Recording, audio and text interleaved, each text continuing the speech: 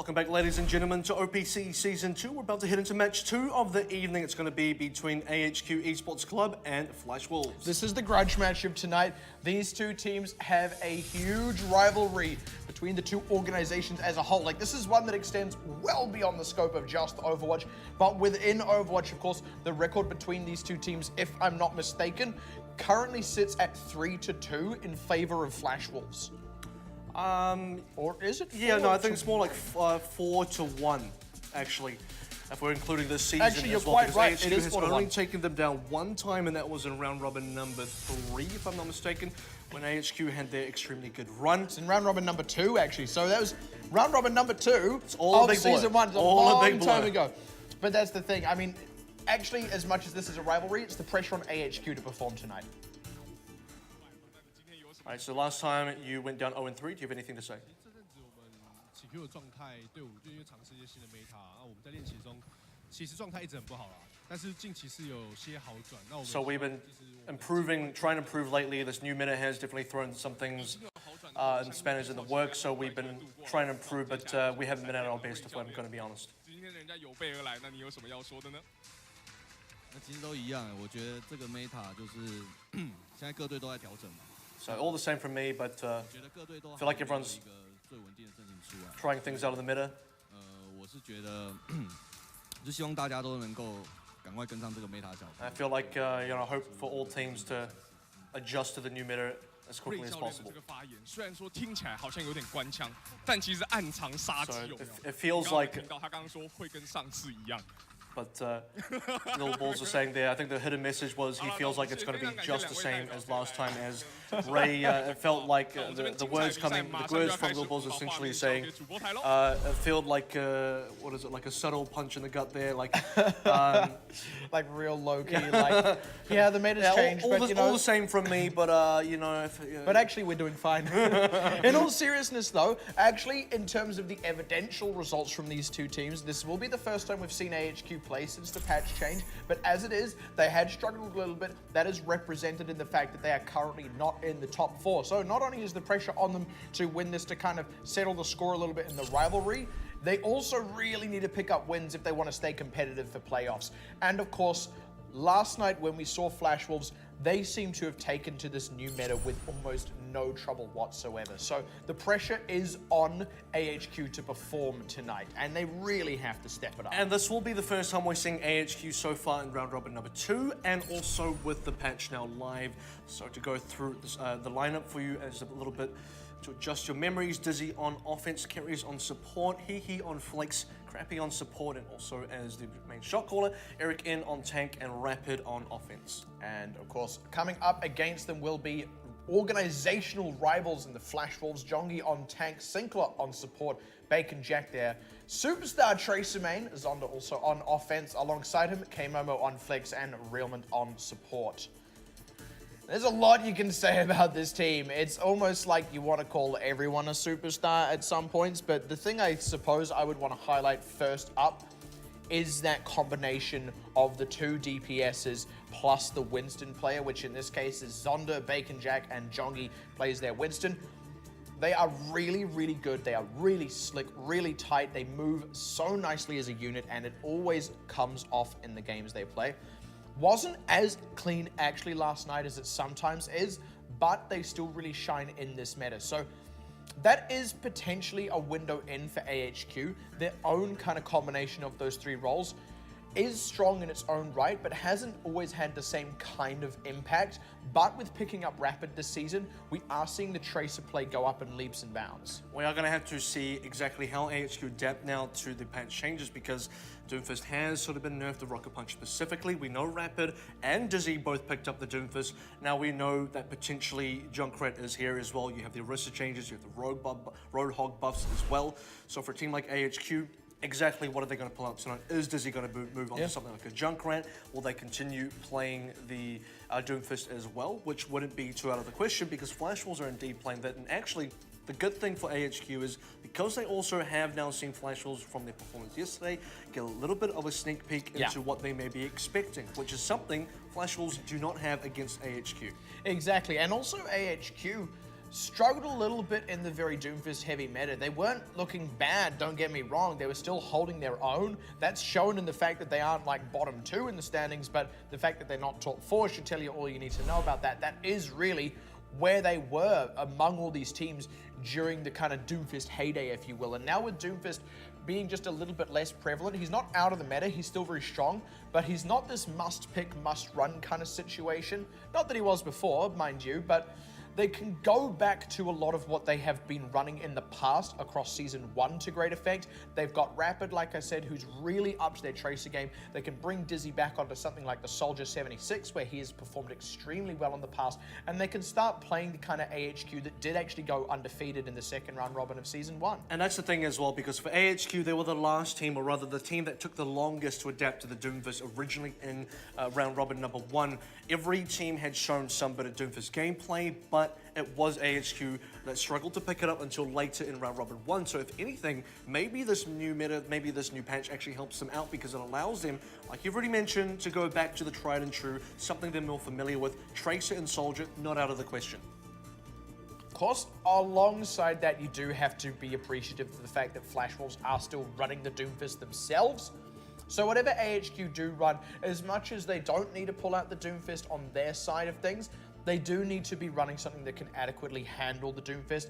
Maybe that means they are pulling out McCree's in that. I mean, it has been very powerful against the Doomfist. It's not a flat counter. I mean, really no such thing as a flat counter in this game in that regard. But certainly part of the strength of the Doomfist McCree was he worked well with and against Doomfist.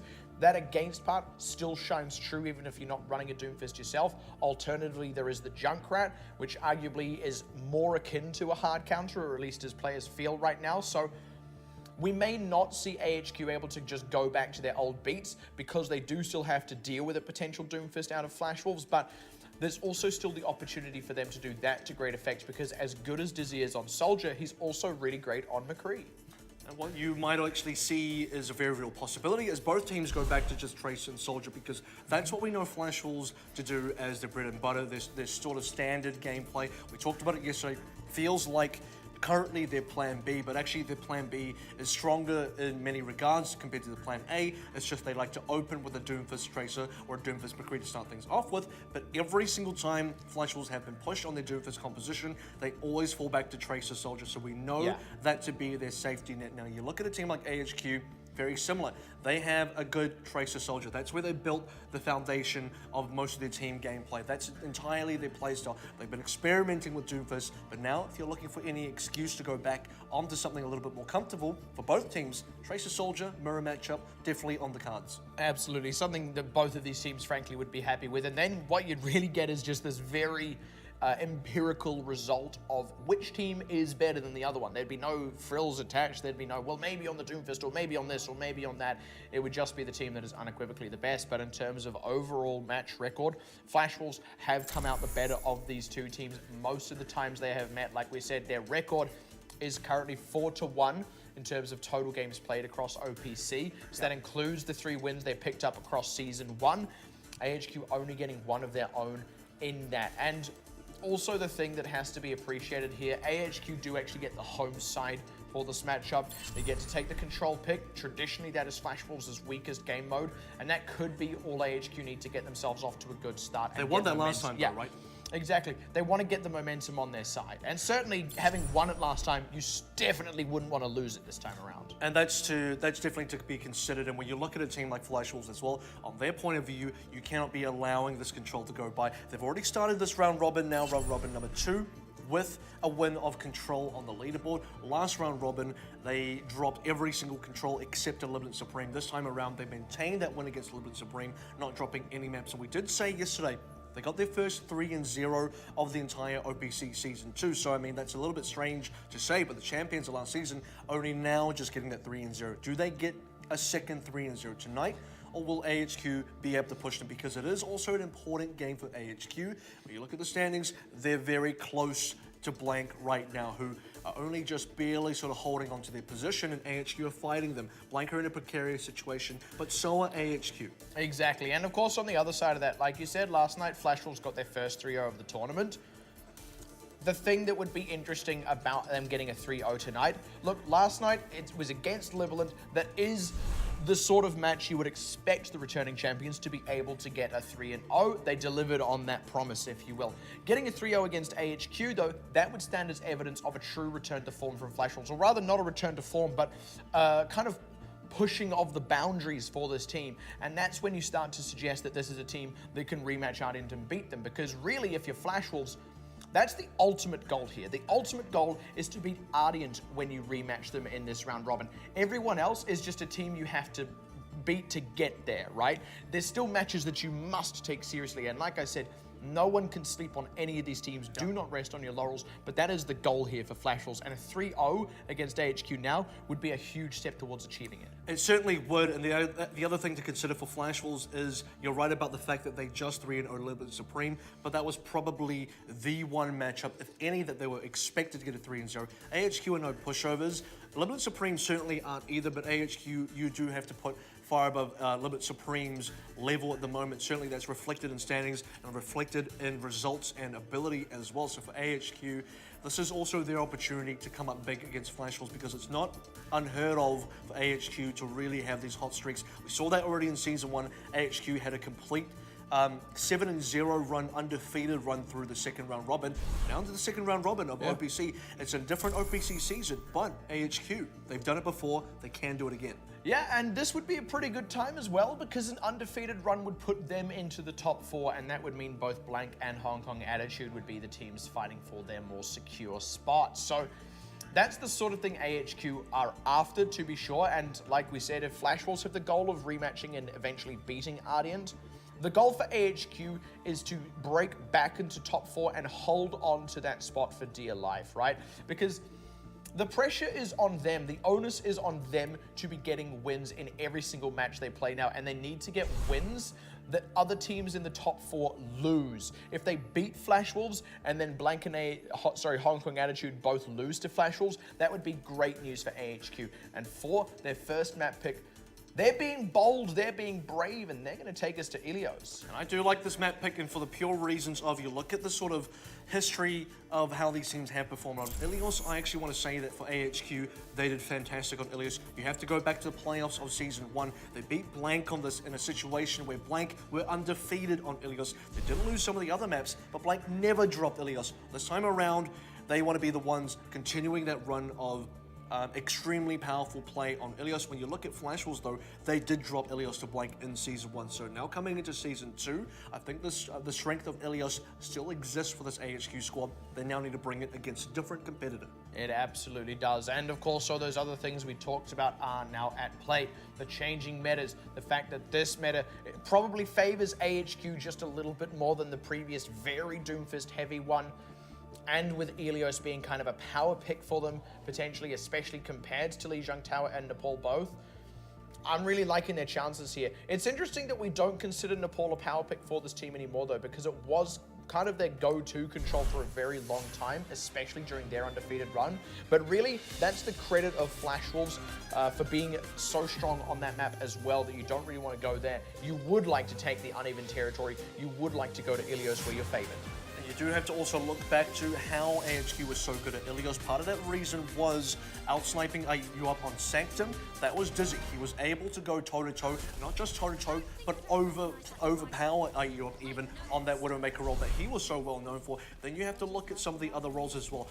Carries on the Sombra, again, on Sanctum. That was really, sorry, not Sanctum, but rather Ruins. That was really good for him. And also, Dizzy playing the Pharmacy, we've already seen that on Lighthouse, so there's a lot of different versatility for the AHQ squad, but we are going to be starting at least with Carries on the Sombra and Dizzy on the Widowmaker. In fact, we've got matched Sombras here. This is identical team comps out of both teams, so we've got the Zonda Dizzy head-to-head, and we've got the Sinclair Carries head-to-head. Sinclair gets the first hack as well, so really important that they get that big mega health pack right at the center of the map. Already that puts Carries behind for his team and allows Flash Wolves to really get that area control going. Where the battle is, though, how do these two Widowmakers go about this? Ooh, that was a bit of a tight one there for Crappy, and he's able to just kind of duck back and forth as Dizzy is the one who gets the opening pick, and that means AHQ get first dibs on this point. Instant conversion onto Bacon Jack as well. So far, Dizzy outclassing Zonda, and a third one for good measure. DJ Khaled, where you at? and Zonda is going to get one just to say, hey, I could do that too, but it's AHQ's point and it's AHQ's EMP. And you're already starting to see why AHQ is so good at Ilios Dizzy. He showed up, I eat you up, and now he's showing up Zonda as well. They haven't had a duel against each other just yet, but it's 3 kills to 1 kill. And despite the fact that Sinclair had a really good cap, that wasn't enough. The EMP does come up from Sinclair now, and this is where Flash will turn on the heat. That's just instant conversion. This EMP from Kerr is frankly way too late. You've got Crappy and you've got Hehe in pilot form. You're not going to be able to convert off that. Maybe should have been better off just gracefully seeding it over, and Flash Wolves do now get their own ult economy online. You did see as well, both teams wanted to get the initiation. Both teams wanted to get the EMP in first. If you're going to get EMP initiated upon, then you need to be able to survive it. You need to be able to have your members alive so that when you make the counter EMP play, you have the ability to win. For AHQ though, that just wasn't the case. Bacon Jack good, Pulse Bomb out, big pressure, but Rapid's the one who converts. All they've got so far has been Hehe's mech.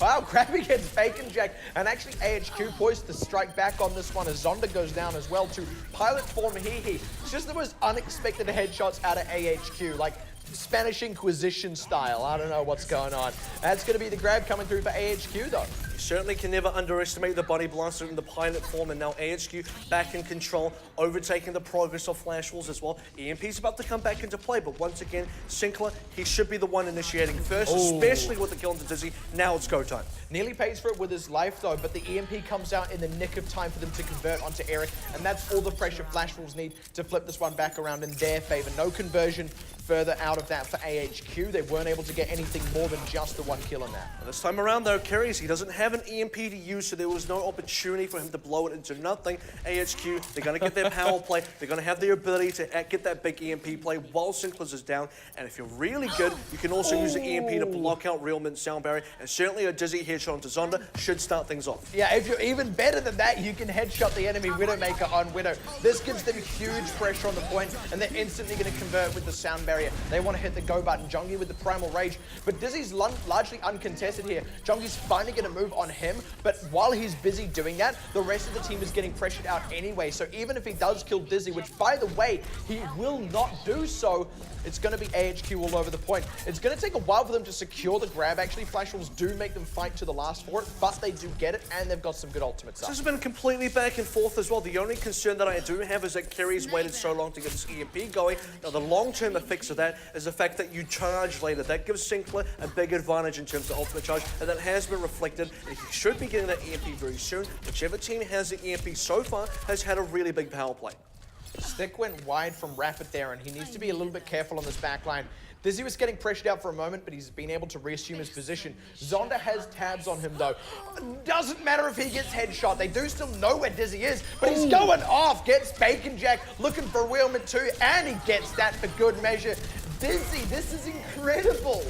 A Dizzy triple tap is exactly what AHQ need right now, despite not having the EMP advantage. EMP came out from Sinclair. What is that going to do? Dizzy is still cleaning up members on the side. On the and now Kerry's is stacked as well. Zonda finally gets his revenge, but it's not enough. You're absolutely right. No one onto the point. And AHQ, they clean it up and in style as well. That was all Dizzy with support from the rest of his team, and Zonda outclassed. Yeah, that at the end there, that wasn't Dizzy ragdolling from getting killed. That was Dizzy taking a bow and a rest, right? Like, he earned that. I'm not going to say it's like this one-man show. It's definitely not, but these two teams were trading very, very even, getting almost identical amounts of cap time per cap.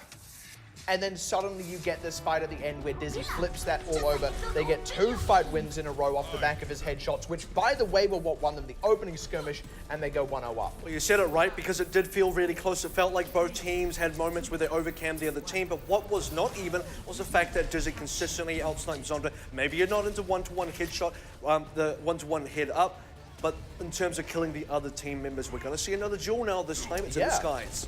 Exactly. Speaking of the same thing, right? And this is actually Flash Wolves going into AHQ territory. They have pulled this out constantly. They are very comfortable on it. We have to see if they can convert off it, though. Really good movements from both teams. You can see how both teams really want to control this lighthouse section, because both pharmacy combos do want the flank, and it will be Dizzy and AHQ. They do get the high ground advantage. This is going to give a Dizzy the momentum and the room that he needs to play with and the angles he wants to work with. Great isolation on K-Momo as they had to wheel around the far side of the lighthouse to avoid Dizzy's control. So he came back around the other side. Flash Wolves getting pincered in here no res available. The rest of the members just kind of going to graciously cede the points. Jongi getting picked off the backside, all but secures it. That was really smoothly executed from AHQ. And prioritization in terms of area control was so key there for both teams. You did see that they both wanted that line house section. As soon as Dizzy and AHQ took it, Dizzy immediately then converting onto players for Flashwolves, taking down Bacon J, taking down other members. Flashwolves, no return kill. Zonda still looking for some action from this man.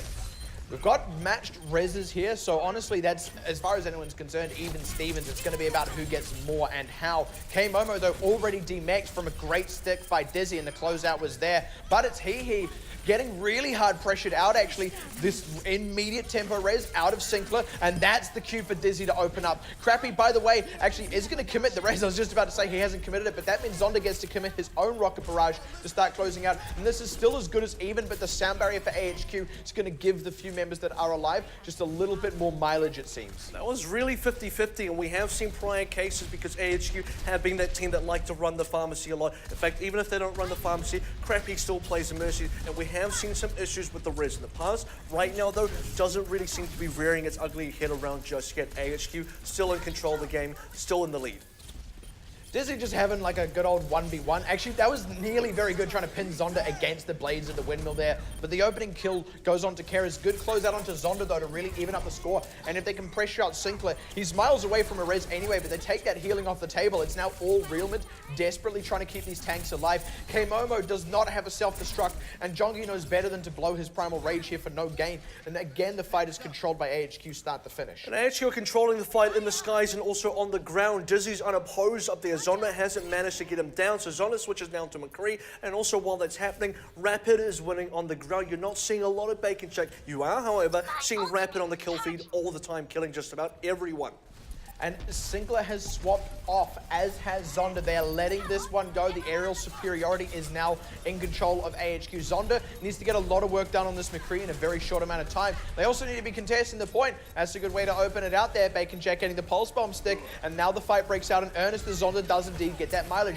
Good response kill though from Rapid, but an instant tempo res out of Crappy is there now. And again, pressure is on Flashwolves to convert, and they need to stay on the point. They cannot hide from Dizzy anymore, and the rocket barrage securing K-Momo's mech means Flashwolves looking very lean for tanks. It's still got to be Jongi, but he's dead. Who's going to do it? Answer is no one. It is all AHQ again from start to finish, and Eric still alive with the Mercy in pocket. Happy to close that one out for his team. Going to cut off the respawn. Not over. Not over just yet. The Transcendence gives them a window to regroup, but it's now not there for them to stabilize after regrouping, and the sound barrier from AHQ means they also regroup. Essentially, the fight is reset, but it's still on Flashwolves to pressure the point. And if Realment nearly hitting that sound barrier as well, we're going to be playing into another Ooh, that's a resurrection 1v1 scenario. As soon as Crappy gets the res, this is when it gets problematic. Should be coming out very soon. There it is. Good heavens, would you look at the time. It stopped being 12 o'clock pretty quickly as the tempo res came out, and again, it's just controlled by AHQ. The sound barrier was nice from Realment and could have given them a lot of mileage, but did not catch enough tanks. Now the closeout on K-Momo. That's going to be the last man there.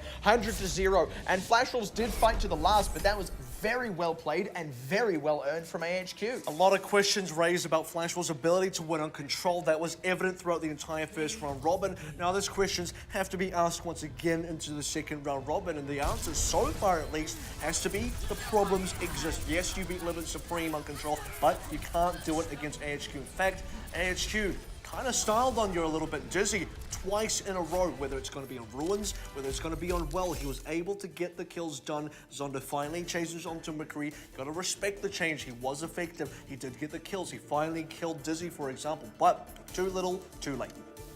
And look, something does have to be respected in here.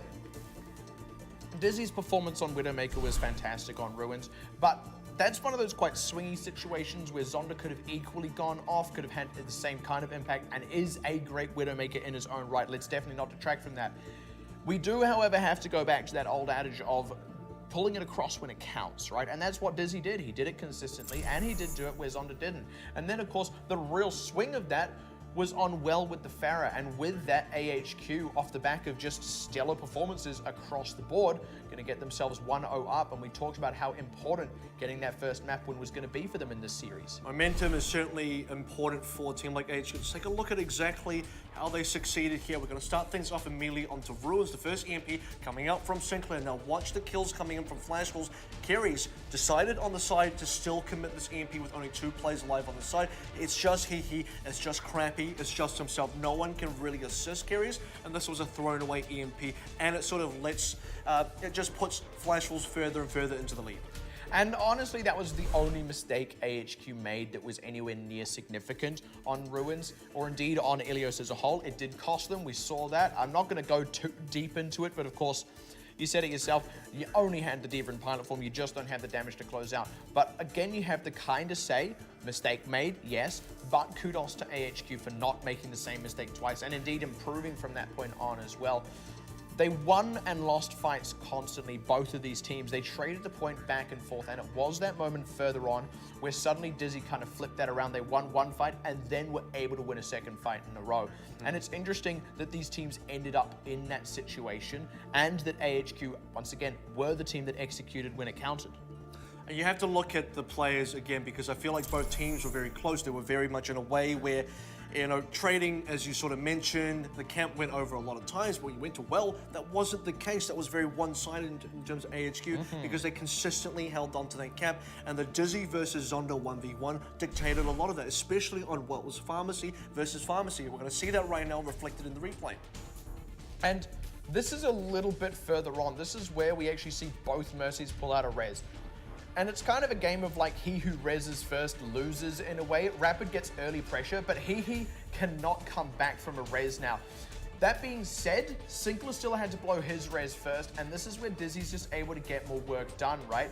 Crappy is now able to res just a little bit before that. Zonda gets some trade-ins, but the ground control has been there from AHQ the whole time anyway. That was still Flash Wolves' fight trying to get in, and they used all those resources to get in, and AHQ matched them. Flash Wolves got repelled. Didn't matter at that point that the numbers were fairly even. Didn't matter that AHQ had exhausted all their resources, because Flash Wolves had exhausted them too, and they hadn't gained the aerial control, they hadn't gained the ground control either, and they actually had absolutely nothing as a result of that fight. And you do have to look at, you know, you talk about air control, you talk about ground control. The air was all about the Dizzy 1v1, or the 2v2 rather, against Zondos. We're about to head into the next replay, but this is the closing moments now, and notice that Zonda does manage to get himself a couple of kills here, but it isn't just enough, because of the control largely sits and rests still within AHQ. A really good solo kill that Rapid should be getting upon Bacon Jack at any point. Bacon Jack did, however, open up on the carries. The kill from Zonda as well. That's the 1 versus 1 kill directly onto Bacon Jack, and then both players res. You're resing into a 6v5 sort of scenario here as well. Still, no one can really challenge Dizzy until the end, and it should be Zonda that gets the kill onto him finally, but it's not enough. And we see the same situation. Sinclair was able to actually buy them essentially a second fight, which was pretty phenomenal, and then the sound barrier out of carriers did the same for AHQ. They both just kind of reset. Props to Flash Wolves for keeping it alive in that situation, but when you're keeping it alive so that you can have another fight, which you then go on to lose anyway, doesn't count for too much. But on the whole, like I said, we just saw the same thing out of Flash Wolves, where they used all the resources, they got good kills, but it got matched, and they used everything they had just to go even. They didn't actually gain anything. They didn't gain any ground. They didn't gain any control of this fight. And then the closeout here with the tempo res is really all it takes. There are now no members of Flash Wolves close enough to contest the point. They get pressured out, and it becomes an AHQ camp pretty quickly here once K-Momo goes down. And there was only really one situation for Flash Wolves to get in there and get the win, and that was before the res was a factor, because Crappy had already res previously. There was a 0 to 100% moment where before Crappy gets the next res, that's when Flash Wolves can come back and win, but unfortunately they couldn't get that done. And again, you have to talk about the aerial dominance from Dizzy onto Zonda, forcing Zonda to change onto McCree in the first place, and then on the ground as well, Rapid, he was really showing up. He wasn't always killing Bacon Jack, but certainly he was dealing a lot more damage, or he was having a lot more impact against Flash Wolves than Bacon Jack had against AHQ, and that's something of a bit of a turnaround. And actually, you've got to be able to compliment Rapid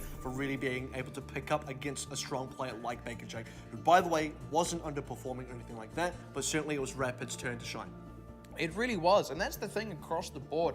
It did just feel like AHQ, frankly, outperformed. Like I said, the fact that every single time both of these teams were going even in terms of resources used, in terms of players killed, AHQ was still coming out on top. Now, part of that is because they already controlled the territory. Flash Wolves needed to be using ultimates to gain something, to convert and gain territorial control themselves, and either taking the skies or taking the ground would have been good for them. But the fact that they got neither, and they consistently got neither, is a real credit to how much AHQ were just outperforming them on the positional play. And that came out straight from the start because we talk about the fact that both teams wrap around the outside of the lighthouse, both teams want to control that, and the team that came out ahead was AHQ, and because of that, Dizzy was able to get the air control, get the angles that he wanted. Flash Wolves, though, it is going to be a new map. They do get to reset the progress somewhat now as we go on to Eichenwald, which is one of Flash Wolves' most dominant maps, the ones that they have had some really good successes. Yeah, they've sort of decided to make this map a bit of a Flash Wolves special, so as much as AHQ playing to their own strengths by going to Ilios, Flash Wolves now get a chance to respond in kind. This is kind of going to be a night of the stone-structured buildings, I feel. You know, we've had Ilios, we're now going to Eichenwald. We need to go to Temple of Anubis to kind of complete that. Yeah. Just thematically speaking. And what would be the escort then? It wouldn't be... If we go to an escort, I don't know, like Is there stone structures there somewhere? Dorado's got a good amount, actually. Dorado's got a, like, certainly more so than Watchpoint Gibraltar. Oh, well, Watchpoint Gibraltar's one big stone, so maybe we just do that. But it's like, they're not actually in the Rock of Gibraltar itself. That would be a little bit nuts. That would be like you can't build a facility on like a natural one. Like, that would be like if Apple HQ was built in the Grand Canyon or something. Like, that would be a little bit... That would logistically not make sense either. I feel like you wouldn't want to build there, but No, you certainly wouldn't. And but that's the thing. Overwatch would because it's Overwatch. Yeah, they so would. Overwatch, yeah, like They're edgy, Overwatch's they're new. Nevada outpost. That was Reaper's design. He was like, let's build in the Grand Canyon. I hate nature. That's ironic because I feel like the Grand Canyon has a lot of beautiful nature, but it depends. Well, on exactly. He your wants interest. to spoil it. That's his Oh, plan. right, he wants to yeah, he spoil wants it. to spoil it. Like, let's pump toxic sludge into the Colorado River. Oh, that's why Talon's. That's why Widowmaker's a part of Talon because we already know she's a bit of a vandalist. So Yeah, she defaces statues. She might as well deface the natural wonders of the world. In any case, you can't deface Eichenwald because it's already been half ruined by It's Omnic. already So, been defaced. yeah. So it's like Someone's still tagging up though. It's just spraying those tags on there. graffiti. These players. Who will stop these hooligans? Not Overwatch because it's Overwatch. It's Overwatch tags that's being graffitied everywhere. Yeah, Overwatch was shut down for a reason. I will- Because they graffitied all the I public will property. tell you what though, if for a team like AHQ, if you do beat Flash Wolves on this map, suddenly you're in a winning position. Obviously because you're 2-0 up, but you've now beaten Flash Wolves on one of their best maps. Yes, you want Ilios, but you're favored on Ilios. If you beat them in Eichenwald, which you're not favored on, suddenly the tables turned very quickly. And this is going to be them having to deal with that enemy type Doomfist, which they didn't have to deal with yet on Ilios. We did raise some questions about their ability to do this. It is there, but now they need to execute on that because we've also seen Bacon Jack's Doomfist this patch, and it is good. Also want to see exactly how effective this Tracer Soldier composition from AHQ is. Well- It's going to be Zonda striking first blood along with teammate Sinclair, so just closing the door into AHQ for now.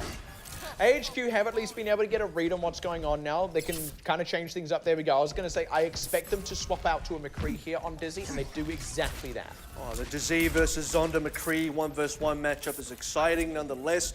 Bacon Jack, though, I expect Rapid to also have Bacon Jack's number. Now, if I got to look at compositions, it should be AHQ coming out on top just because Bacon Jack is more likely to get shut down by Dizzy. Oh, that's a great catch by Zonda there onto Rapid. That's a real nice headshot. No response just yet out of AHQ, and again, they're just going to get beaten back. Good Deadeye just to kind of force the zoning, but doesn't actually get any further kills, so they do just end up losing a bit of a resource there. Not an ideal usage, but all's well that ends well. Actually is a better moment for AHQ as well because they were already backing out. The Deadeye was just a little bit of a cherry on the top. You say, okay, we're backing out, use the Deadeye, we're still backing out. Now that Ultimate's off the table.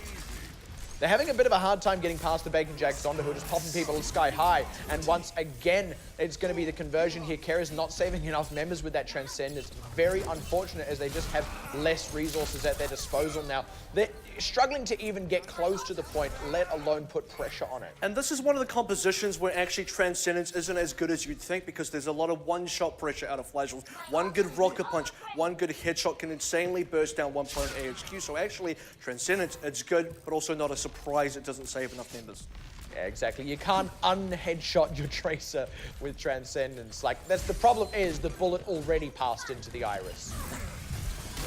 I'm actually really impressed with that joke, but Bacon Jack is I'll give it to you. I'll give it to you. He's not impressed. He just wants to punch things. He's not. He doesn't do with any of these fancy bullets or nothing. Not quite going to connect on the meteor strike, but they're converting the kills anyway. And again, AHQ just really struggling to make headway here, even with the sound barrier being used. And struggle sounds like an apt word for this because AHQ looked so good onto Ilios. They were in control all the time. This time around, though, Flash Wolves, they're the ones that do not let that guy in grip loose because AHQ are still finding it very difficult to try and break through here. They just don't even barely get themselves onto the actual cap itself, and that says a lot when you don't even touch the cap. Now AHQ just going to really press the go button. Bacon Jack's going to do what he can to try and separate that out, but this time answered, responded to. He able to take that one out. Has to use the self-destruct, and the zoning from the Deadeye is decent. But so far, Rapid's the only actual casualty. Now Dizzy can get his own pressure on the point, and Flash Wolves have to kind of step away for a moment. That gives them time to get on it, and even gets Jongi for good measure. Nice Transcendence out of Sinkler, but Kerry's is able to match. Unfortunately, doesn't save Crappy. No one's pressured Zonda. Now he's just going off. A Transcendence looked great and all that, but where was the pressure off the back of it? Now Zonda going unanswered means AHQ, for their best fight yet, get rebuffed through the efforts of a cowboy and a floating monk robot. And once again, Zonda gets the headshot kill onto Rapid. Rapid has been insanely controlled by Zonda this entire defense so far. Rapid was so good onto Ilios when he could run amok, and Zonda wasn't able to find him. This time around, though, Rapid, he hasn't had the impact he had on that last map, but we're still waiting for Dizzy to get the same headshots that Zonda has gotten so far.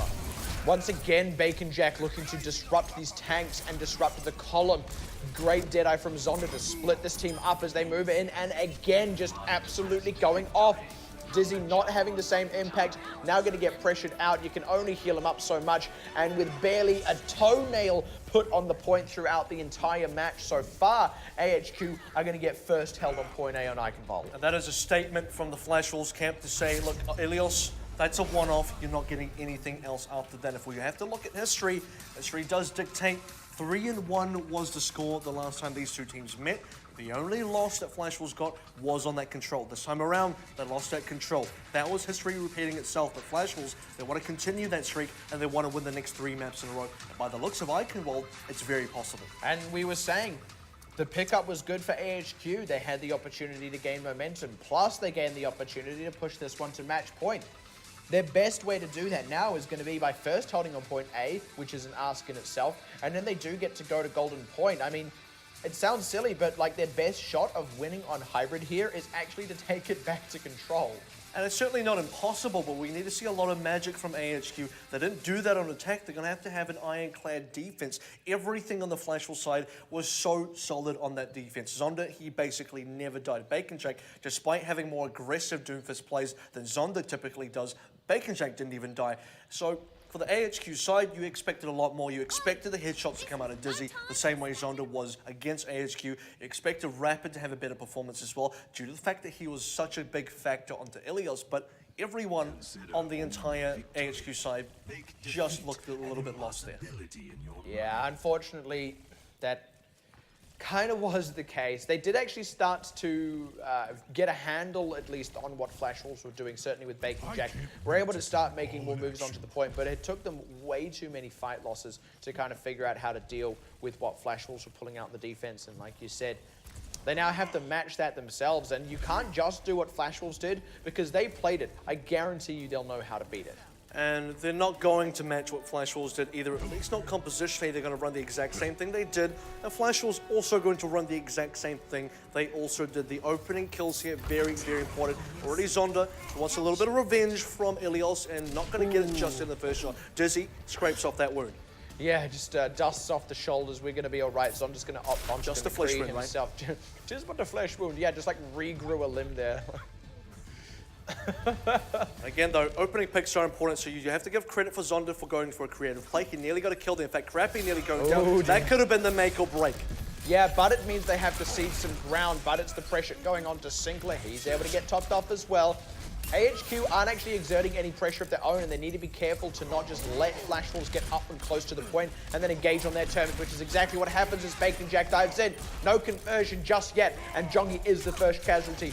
good job by AHQ to weather the storm and now want to try and follow up and route out Flash Wolves if they can. Unfortunately for them, they don't get anything other than Jongi. And it does already look more difficult for AHQ to hold this than it was for Flash Wolves. All you have to see is the area control to know the difference here. For AHQ, on their attack, they barely made it past the archway. They barely even touched the camp itself. Immediately, though, Flash Wolves, their first fight was on the camp.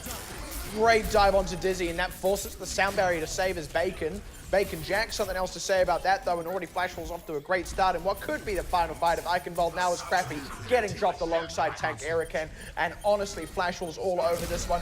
Had one little hiccup on their way in, losing the one member, but that's going to be the only casualty of their attack, and that looks super clean from Flash Wolves on Eichenwald. And the disappointing thing is right at the end there, AHQ was starting to build up towards their ultimates. Crappy just had the sound barrier. You see at the end as well, Carries, he died with the Transcendence. Everything just kind of went wrong for AHQ right at the end of days, but you do have to credit the players from the Flash Wolves side. They found Dizzy in a scenario where Zonda never got caught out. Speaking of Zonda, wow. And that was, by the way, that's a highlight clip of his aim, but you have to also consider, if you saw his health there, that was as close as he actually came to dying. Aside from that, he never really gotten any pressure. Compare and contrast, and this was really great capitalization from Flash Wolves. When they got pressure onto Dizzy, they followed it up, it forced out the sound barrier, and they went, great, now we've got ultimate advantage. They played it safely enough, they still were able to kill Dizzy.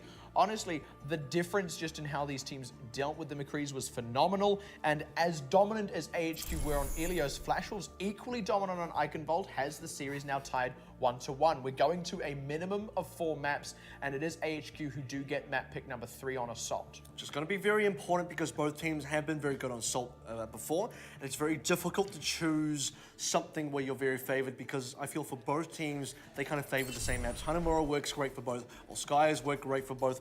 Very difficult to say that one map is better than any other, which is kind of then says we're going to have a very even matchup because so far on Ilios, that's AHQ favored. You got Eichenwald, that's more Flash Wolves favored, but now neutral territory. It could be anybody's, and it should be close. Yeah, it's going to be a really tricky one, but the thing that is for sure is one of the two teams will now be able to take it to match point after that. So as much as AHQ did lose a little bit of momentum by not picking up the win on Eichenwald after getting the win on Ilios, if they can pull it back on Assault, ball is back in their end of the court and pressure is put onto Flash Wolves to tie it up and then try and close it out themselves. So AHQ have still got a very significant windfall by picking up that control.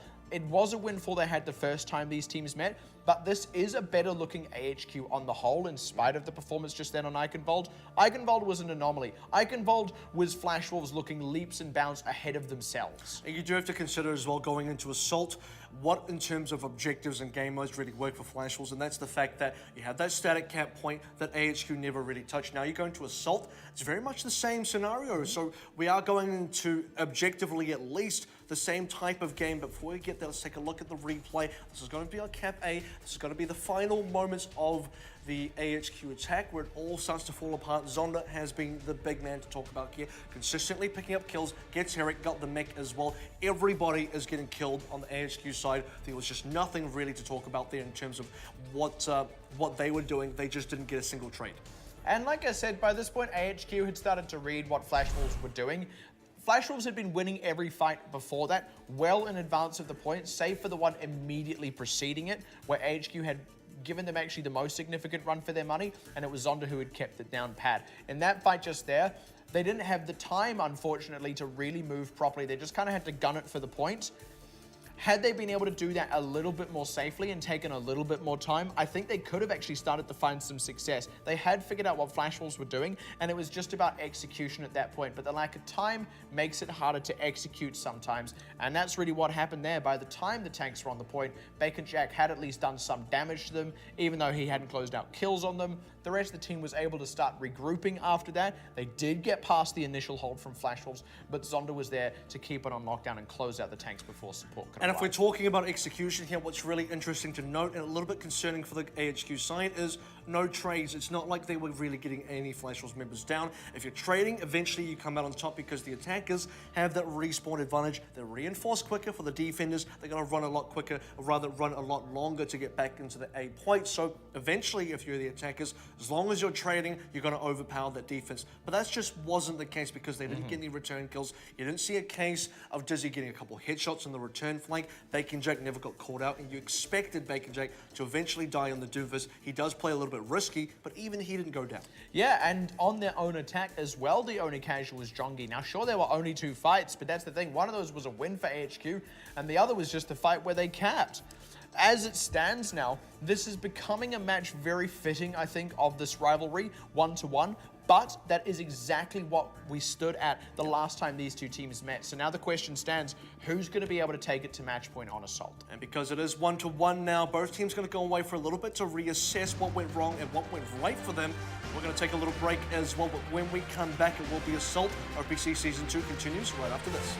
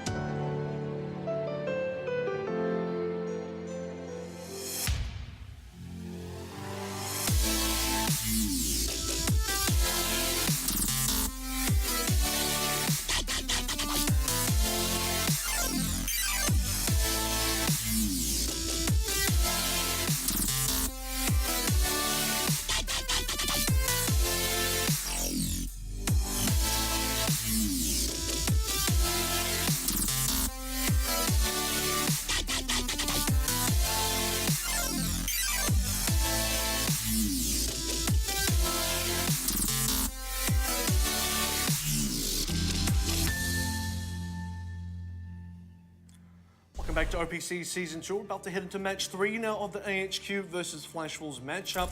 So far, 1-to-1 in the standings. Very dominant display by AHQ onto Ilios, and then Flash Wolves returning kind on Iconwall.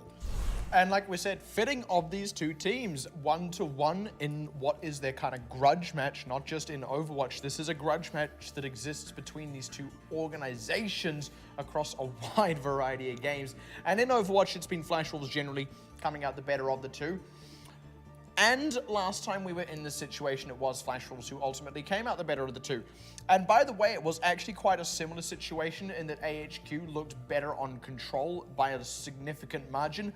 I believe that did go to 2-1 on the control specifically, but by the end, AHQ were looking really clean. This time, even cleaner, but Eichenwald really, really dominant. So it's kind of hard to say by comparison where these teams now are, where they stand, but it's AHQ's map pick for Assault, and they're going to be taking us to Hanamura. Hanamura is going to be very good for both of these teams here. Both teams favor this Hanamura, so I don't think any team can really complain about this. It will be interesting who comes out on top on both of their best Assault map picks. That is Zenyatta, floating Zenyatta, riding a floating moped. How can you make that even more floating? I don't know. The whole city of Hanamura is floating. The whole Or like, Tokyo actually, is floating. the little like. I got it. Earth is floating in space. There you go. Whoa. I've completed. I was gonna go with like Hanamura, like the castle and the grounds floats above the city, and then you could go like, and then Tokyo is floating, and then the Earth, like you could like, it's just floating all the way down, you know. So, how deep does it run? The solar system's just floating aimlessly through the galaxy. Our existence is so small and insignificant. I didn't think I'd have to think this deep for Overwatch, but you know what? The thing is, the incredible thing about Zenyatta is he has come to peace with that existentialism. That's what's so remarkable about him. Well, I'm gonna have to follow that model from Zenyatta as well. He figured it out. I've always liked how like the community tends to call him Zen, because I just imagine like an in-universe meeting where like Genji introduces Zenyatta to Hanzo. And he's like, this is my mentor, Zen. And Hanzo's like, is that short for Zenyatta? And I could just imagine Zen being like, no, it is short for Zenjamin. I don't know why, but that interaction is just so vivid in my mind. That sounds like an Overwatch fanfic that only you could come up with. But like, that's the most low-key fanfic. It's actually just like, I'd like you to meet my teacher. It's actually like the Overwatch heroes have parent-teacher day. That's the fanfic. It's that simple. I think this concept has gone about as far as it can. So the thing I'm actually significantly curious about on this map, there are two things. A, are we going to see Dizzy on the Widowmaker on attack? I think that's a very real possibility. B, do we see any Doomfist at all? And actually, do we see a bit of Sombra maybe? Because Ardian in their series yesterday pulled out Sombra on the defense, and this has been the one Assault map that has seen no Sombra up till this point. I think you may be referring to, I believe it was Machi that pulled out the Sombra on no, you are defense. correct. Yes, it was Machi. So even so, still an option, and I'm curious to see if it gets used.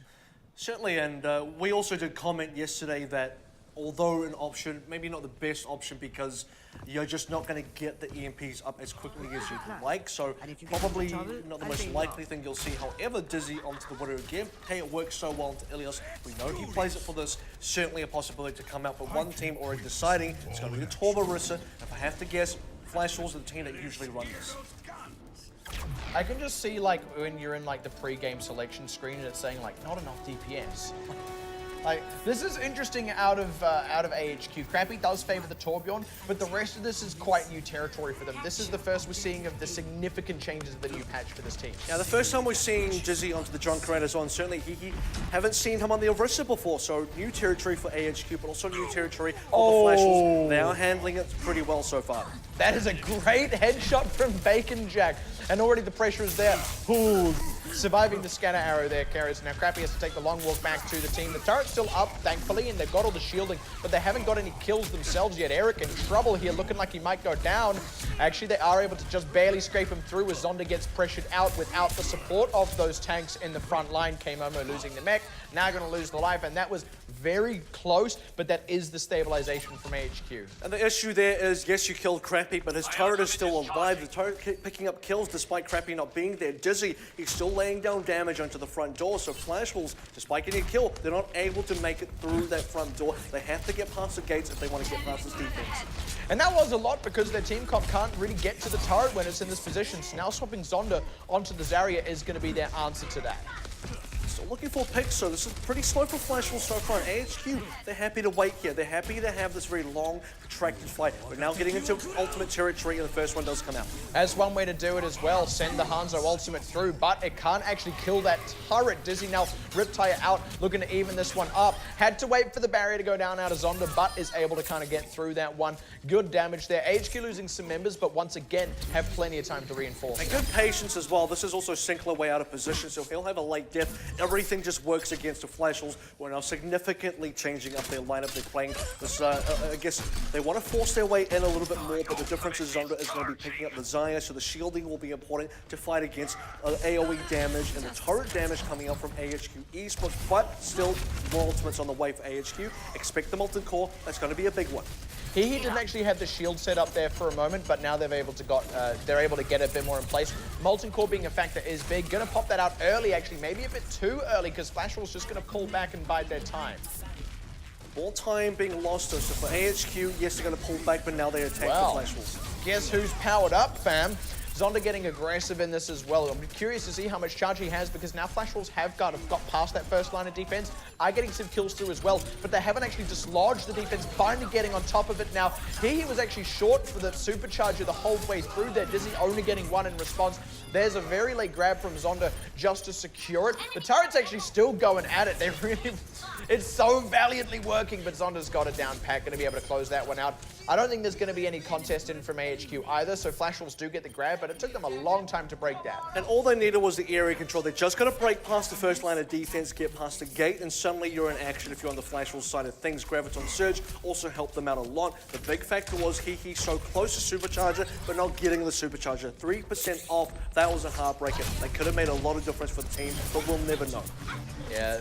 Zonda did also use the Graviton to secure the fight that maybe wasn't necessary. They were playing it safe, you can respect that, but they probably don't have too big an opportunity to snowball here unless they get some really incredible picks, but it's Jongi getting pressured out, so it does just look like AHQ can now pile on the pressure to get some kills through here. Do need to respect how much charge Zonda has so they don't go in too deep, and both teams just kind of reset. And by the way, we're in Molten Core territory again for AHQ. They're mainly sticking to exactly what has been working, just minus the Orisa, and for Flash Wolves, still going to break past this first line of defense that has been so difficult to break past so far.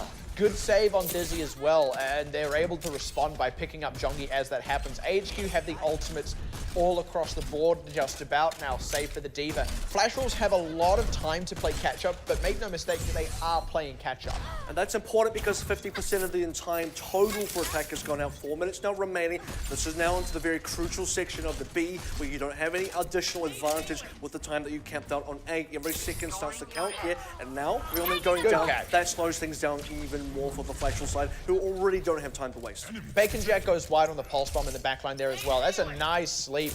Connects on Zonda, but he was damaged instantly. But in any case, the full retreat is already there from Flash Wolves. AHQ aren't getting big routes out of this, but they've still got the ultimates up. So the big thing to note here for AHQ is their power level of the overall team doesn't get really stronger here. He's the only one still waiting for the ultimate. Flash Wolves, they're waiting for their own ultimates, but once again, AHQ not getting stronger. Committing big with the nano boost onto the Winston. They go kind of barreling in. Zonda's got the Graviton, so they can start converting, but they won't have the support of both healers now, and actually don't commit any ultimates. I think they were just wanting to bait them out of AHQ, so successful to that end.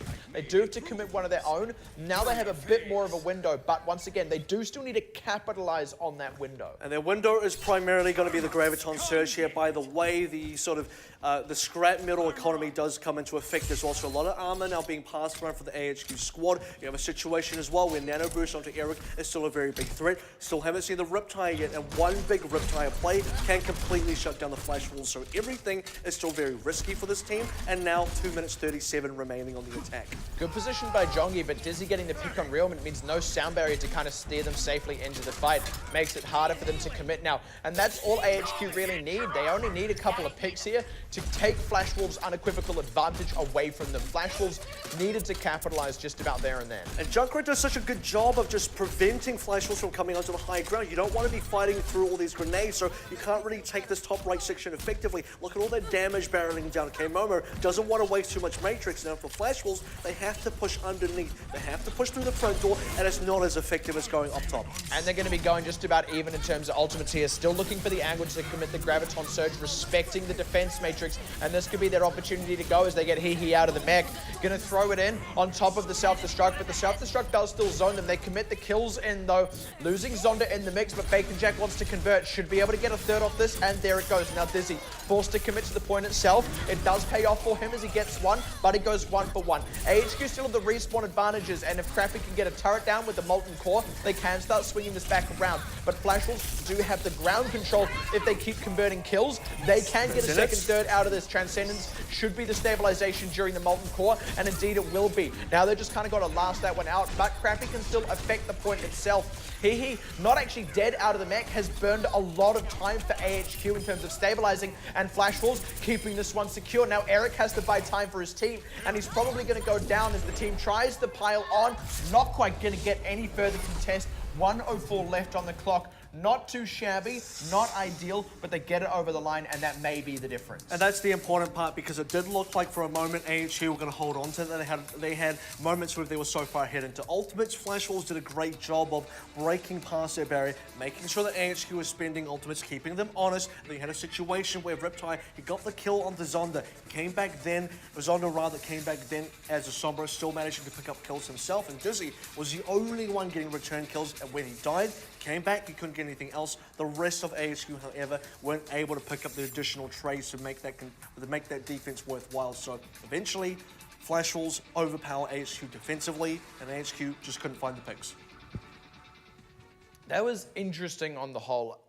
It could have gone either way, really. And again, to give credit where credit's due, because you always must. AHQ held for a very long time on point A and point B, but it did come down to it that when Flash Wolves were able to kind of get a little bit more even in terms of ultimates, they were actually able to execute consistently. It seems that half the time AHQ execute when it's even, the other half Flash Wolves execute when it's even.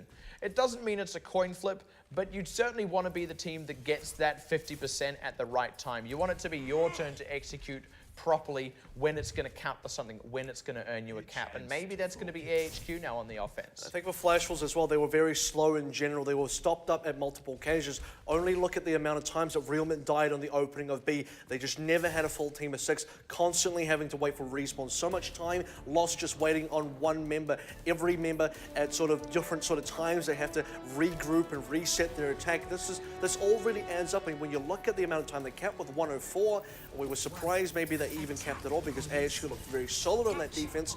They just don't have a lot of time to work with now for AHQ. If they could speed up a little, get past the defense of Flash Wolves quicker than they did the other time around, this is going to be a very good match for AHQ.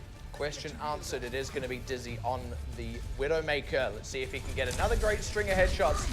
And by now he's probably noticed that he can't seem to get any sightlines on Zonda. Now Zonda going to get into the thick of the fight, and AHQ a little bit split, but no kills going in just yet. You need to be a little bit careful with how they position though, because now Flash Wolves have realized that Dizzy's not with the team, going to be able to close out on him, and AHQ are at a numbers disadvantage even as they have the ground. AHQ need to get return kills here, because meanwhile, while Dizzy was getting taken down, AHQ had full control over the camp. They finally get themselves a mech, but Rapid goes down, and this fight will be over very soon. Picking up Zonda is nice-ish. K-Momo's going to be able to get the mech back though, so the few return kills they got in there, probably not going to count for too much, and they weren't quite able to get a third either.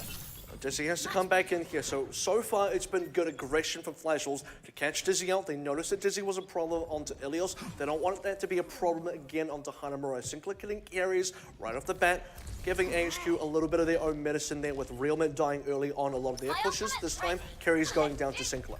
Great read, by the way, from Flash Wolves to realize it was only 5 members of AHQ, and to know where Dizzy was going to be positioned. Instantly converted on him, knowing that they could just go back to AHQ later with a numerical advantage. And you can't be too patient here if you're AHQ. You can't just wait for Dizzy to get it picked. The team needs to go and give Dizzy the space to work with. Carrie's going down early once again, still waiting for the headshots. Yeah, they're now relying on Widowmaker picks to save fights. That's not what you want to be getting out of this pick. You want them to be opening up the fights for your team, giving you a numerical advantage for you to execute on. And right now, they're just not getting the mileage out of this pick. With all the picks onto supports as well has really slowed up AHQ's progression in terms of ultimate charge. That's why Carries doesn't have the Transcendence yet. That's why Sinclair does. That's why Realman has a Sound Barrier. And that's why Crappy's still building. But here comes the Infrasight. This should give Dizzy a lot more options to get these much needed picks because we've yet to see one. Can now commit much more safely, yeah, knows where he is going to be out of sight lines and when he won't be. So AHQ, again, just need to convert self-destruct out from Hehe. They've used a lot of ultimates for no gain just yet. But Flash Wolves haven't got many kills of their own. They're going to be able to commit their own ultimates into the mix now as Jongi with the Primal Rage. They need to commit the support ultimates. Keras and Sinclair at almost exactly the same time commit the Transcendence, but it's Eric the first casualty of the fight. And now AHQ, they need to commit the Sound Barrier if they're going to stay in the fight, but they're not going to stay in the fight with that member going down. Now, the pressure is there on Jongi, and actually the respawns do favor AHQ, so these kills really do count for something. Rapid wanting to put the team on his back here. K-Momo does get Dizzy, but now here's the respawn. Eric was the first casualty, which means he's the first person to come back in, and they're still converting these kills. Rapid absolutely goes off for his team. Strong shoulders on this man, shutting down Realman before the Sound Barrier can come out as well. This is a big deal for AHQ. He picked up the majority of kills. He's just going to close on and came over and make sure there's no opportunity for Flash Wolves to come in for the regrab. Flash Wolves will still attempt, but this is for folly. Yeah, this is a little bit too late, and now they're scattered. Great capitalization by AHQ. They did have to use the Sound Barrier, but they do have a bit of an opportunity to snowball. They don't have a ton of ultimates, but if they can get early picks, they can get right onto this and easily earn themselves a third. That's the way to do it, my friend. Pressure onto Sinclair. He's not getting out of that one alive, and that's the opening pick. And again, now Flash Wolves have to commit ultimates to stay in this one. It's going to be the Sound Barrier to do so, but AHQ still have the space. Waiting on Transcendence. It's going to come out in the nick of time, but it doesn't quite save Hehe. They're still getting picks. They've actually not opted into the Transcendence. They finally use it now when they seem to really need it most, and it is absolutely going to pay off for them as they continue to get the picks. Now they need to keep a lid on the Flash Wolves respawners. And now we've already got a tick down for the board. Zonda's got the Meteor Strike, but he needs to get something done. Dizzy's being a big factor now. He's unchallenged. No one's going to actually do something about it. Zonda should be looking for him, finds him, and now this should be a 1v1. Yeah, and it looks like it's going to be the stabilization from Flash Wolves. Not too unexpected as well, but it was an expensive one. And actually, AHQ came into that on the back foot. Technically, Flash Wolves had the respawn advantage. It's just AHQ were able to get an extra few seconds of setup in terms of their positioning, and they took that inch and ran with it. AHQ did so much with that because for Flash Wolves, you do have to consider they had an ultimate advantage. They do keep somewhat of an ultimate advantage, but soon AHQ will charge up themselves. Dizzy did so much damage. He's nearly on that tactical visor. It took Zonda with a Meteor Strike to successfully dislodge him, and even then, AHQ looked like they wanted more. They only got 1/3, but actually 1/3 is more than Flash Wolves ever got on any of their initial pushes. That's a really great open as well by Keras. It's going to allow them to basically set up Dizzy. Not quite for free because Bacon Jack is going to contest it, but Zonda in trouble is going to be able to retreat. But again, that just gives them the ground, and the follow-up is there to kill Zonda. They're already all over this point, and Flash Wolves struggling to stay up in this fight right now. The respawns still favor them, and they stabilize a little off that self-destruct, but Dizzy's in position. This is the tactical visor out, and that puts the pressure on them to dive him, which they are not able to do. As his self-destruct DMX K-Momo. Again, they need to close out the kills, but there they are coming up, and they're all coming through in the worst kind of order for Flash Wolves. Now, Jongi alone on the point. Realman the only one there to contest, and now there's no one going to be up at a good time to contest Dizzy. All they need to do is close out these kills, and they can do it. Who is even on this point? How is that not capped? This is so down to the wire, but they're still getting the kills. Flash Wolves have gone for a full respawn, and that could be the saving grace. Indeed it is, and with almost nothing left of that cap, they do just barely stabilize because they waited for the full respawns.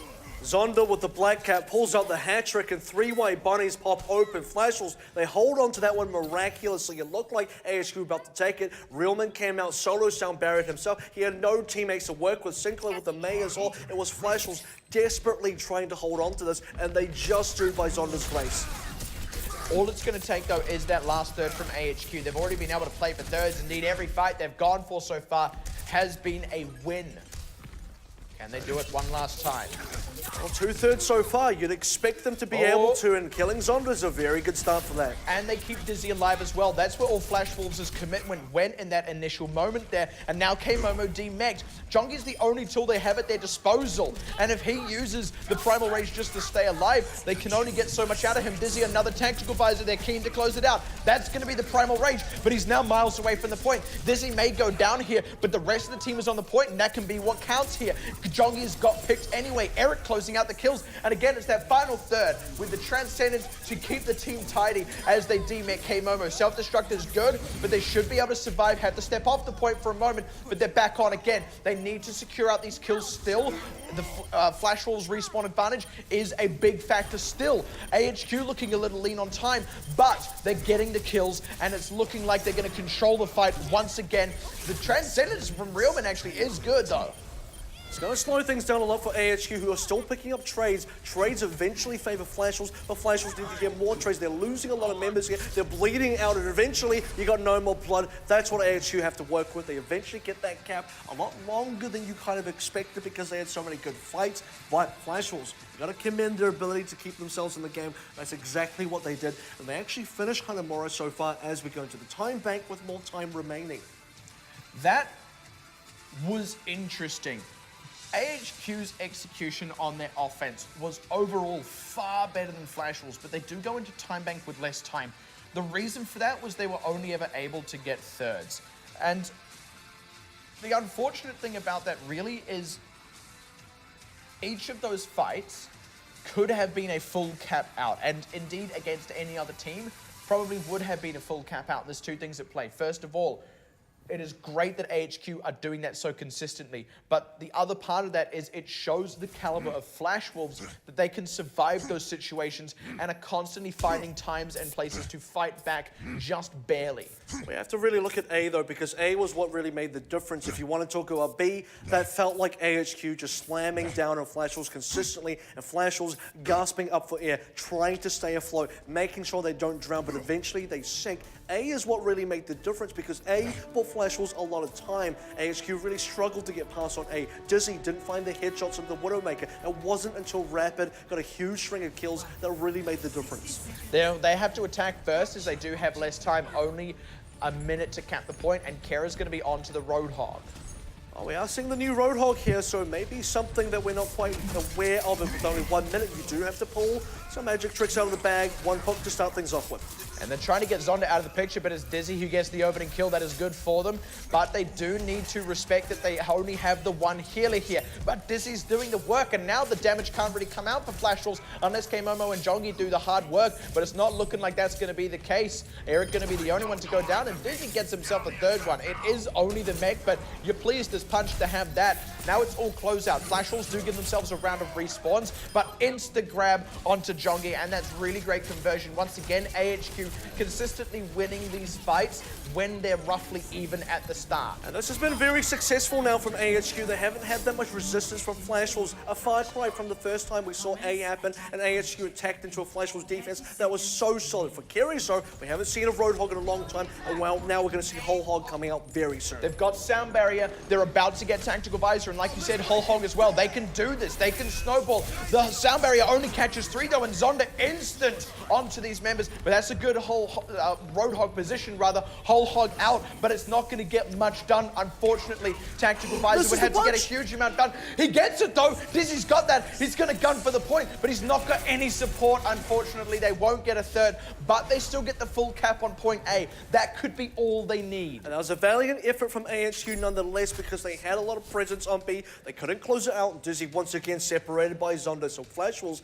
well played on B, but A is the talking point here, because they did manage to get a full cap out. With only 1 minute, that is something to behold. Now for Flash Wolves to get that 1 minute cap out as well, they need to really put their foot onto the pedal for this, because when you look at Flash Wolves on A previously, they really failed in the opening stages. They really struggled to get A done. Exactly. As much as AHQ took quite a long time on A, Flash Wolves, you're right, they were the exact same and then took a long time on B. So it is absolutely a possibility for AHQ to fully hold on point A. Like I said, getting the cap themselves means that this could be all they need. This could be the saving grace. And we're back onto this. Torbjorn, Orisa, why not? It worked so well the first time around. Flash Wolves did such a poor job of adapting to it. They really had to try and break past this, but it took them so long. Bring it out again. Make sure it works. So far, AHQ have done a great job with their experimentation onto Hanamura. Even carries onto the Roadhog, pretty successful. The one thing you have to consider about Roadhog is that if the other team is running a Doomfist, you're pretty good. Yeah, you've got the displacement, and as much as you lose one healer, you have the self-heal. If you go not one for one, if you get the one pick rather, you're able to self-heal, you can really swing it in your favor. Let's see though if this gets read by Flash Wolves. Flash Wolves need to make a quick attack here. They don't have time to waste. They don't have time to experiment. They don't even have time to change compositions. What they're running now is what they have to win with or what they have to die with. That's and not a good Dizzy's going to start. make it count right off the top. Yeah, they're going to get no ult charge in this opening bet. They know that they can't really get in here just yet. And even then, it's a hard nut to crack because of all the shields. All the shields, all the damage, Dizzy raining, not rockets, but grenades down the corridor as well. Flash Wolves, they need their opening. They have a lineup to do that with. Just put out the defensive matrix, everyone use their dash abilities, and break through. And that's happening. That's the one, but they lose Sinkle on the movement. Gonna lose Realment too. They still need to address the turret because the members of AHQ that survived that moment of onslaught are now putting on the pressure themselves. They've got the healer, rather the health pack control, and most of these people have a bit of self-heal attached as well. This is already still looking good for HQ. And Zondo's dying here. Again, Flash Wolves just don't have time to regroup. They're waiting for their support plays, and the supports are stuck. Supports need support, ironically enough, to actually get past his gate. And Junkrat, Dizzy's going to do a great job of controlling them despite Dizzy changing heroes. Oh, Bacon Jack, way too far back, was trying to get a cheeky run on carries to swing it in their favor, but instead goes down. That's going to cost them 20 seconds. They've got to go. Jongi's in first, and they're at a numerical disadvantage. Straight onto the turret, and they do convert it. We're just shy of a Molten Core, though, so Graphic can just set that one up quick, smart, and turn this one back around. Zonda's down. Eric gets that one up, and Jongi, he is way too low to stay in this fight. No Primal Rage available, no self-destruct for K-Momo. They have none of the ultimates they need to preserve their lives. Molten Core's there. No one's on the point anywhere near that turret. They had the saving grace, and they capitalized. AHQ 2-1 up, taking it to match point. Oh, AHQ played that so well. It was such a dire scenario for Flash Wolves as well. They just couldn't find a way to get past the turret, couldn't find a way to get past the sentry from, when you consider the sentry gun of Orisa, how Orisa functions as a hero, the fact that there's a barrier in front of the turret as well, Dizzy running down grenade damage from the side, just so many factors to consider for the Flash Wolves, and they didn't know how to handle that. They tried their best, they got a turret in one of the goes, they got Dizzy on another go, but they just never had what it took to crack the whole thing. That was really intense. The one I want to highlight the most was AHQ's offense on point B when they were making their initial attack. The reason I want to highlight it is because we've said one of the major strengths of Flash Wolves so far in Season 2 has been their ability to really hold on to fights, to cycle things around in terms of ultimates so that they can always have a shot at reclaiming the fight. And they did that. They did that 3 times in a row. But that means AHQ put them in that position 3 times in a row and still beat them. That is not easy to do. AHQ totally deserved that assault win. And like I said, 2-1 up, they get to take it to match point. This is the closest they've been in months to beating Flash Wolves. And the best scoreline they've had against Flash Wolves in a long time as well. Their previous scoreline 1-3. Before that, they were losing 0-3. Now they're 2-1 up in the series, threatening to take the win completely. They might get their own 3-1 here, or we might be going to Game 5. Either way, this has been an extremely competitive series, and despite the result, no matter which way it goes, it has shown that AHQ are a team that have the quality to make it into that top 4. And like I said this of Ardent and Flash Wolves both, as much as a couple of wins separate them from the other teams in this tournament, they cannot rest on their laurels. Flash Wolves are one bad round robin away from not making playoffs themselves. For the returning champions from Season 1, that would be disaster. They are on the cusp of AHQ besting them. They certainly want to make sure, if that comes to pass, that that's the only team that bests them this round robin. And that's the scare thought for Flash Wolves in this moment as well, and you have to get past this match already. It's not a write-off just yet. Flash Wolves cannot consider this to be a loss. Flash Wolves need to come back big onto the Escort and really force this one to a map 5, because for Flash Wolves, they're also chasing after the #1 spot. They're so close to Ardian. A loss right now would really set them behind. And there's an interesting thing at play here. I kind of want to touch on this. I feel like this is really similar to what happened last night with Mega Thunder versus Machi when they took Machi to match point, right? Machi felt a lot stronger than Mega Thunder on those hybrid and escort maps, the more momentum-based maps, and I would say right now the same is true for Flash Wolves. But Mega Thunder, in picking up maps 1 and 3, which weren't momentum-based, only had to win one of those two, and then immediately won, as you see there, Watchpoint Gibraltar. So AHQ had the opportunity to do that. They also have the opportunity to do it on Escort, where they don't have the risk of getting first held like they were on Eichenwald. We have to really consider as well, when you look back on the Watchpoint Gibraltar game that Mega Thunder had against Machi, that was a one-sided game on Mega Thunder's account against Machi. But let's take a look now at the replay onto Hanamura and some of the reasons why AHQ were able to come out on top. And like I said, the fact that they were able to put Flash Wolves in that situation where they were having to rescue fights so consistently is a testament to how strong they were. Look at the positioning and ground control they have, and that's the thing. Were it not for the fact that they are very good at ult cycling and they had the respawn advantage, I don't think Flash Wolves would have held on to this at all, and indeed a lesser team would not have held on to this.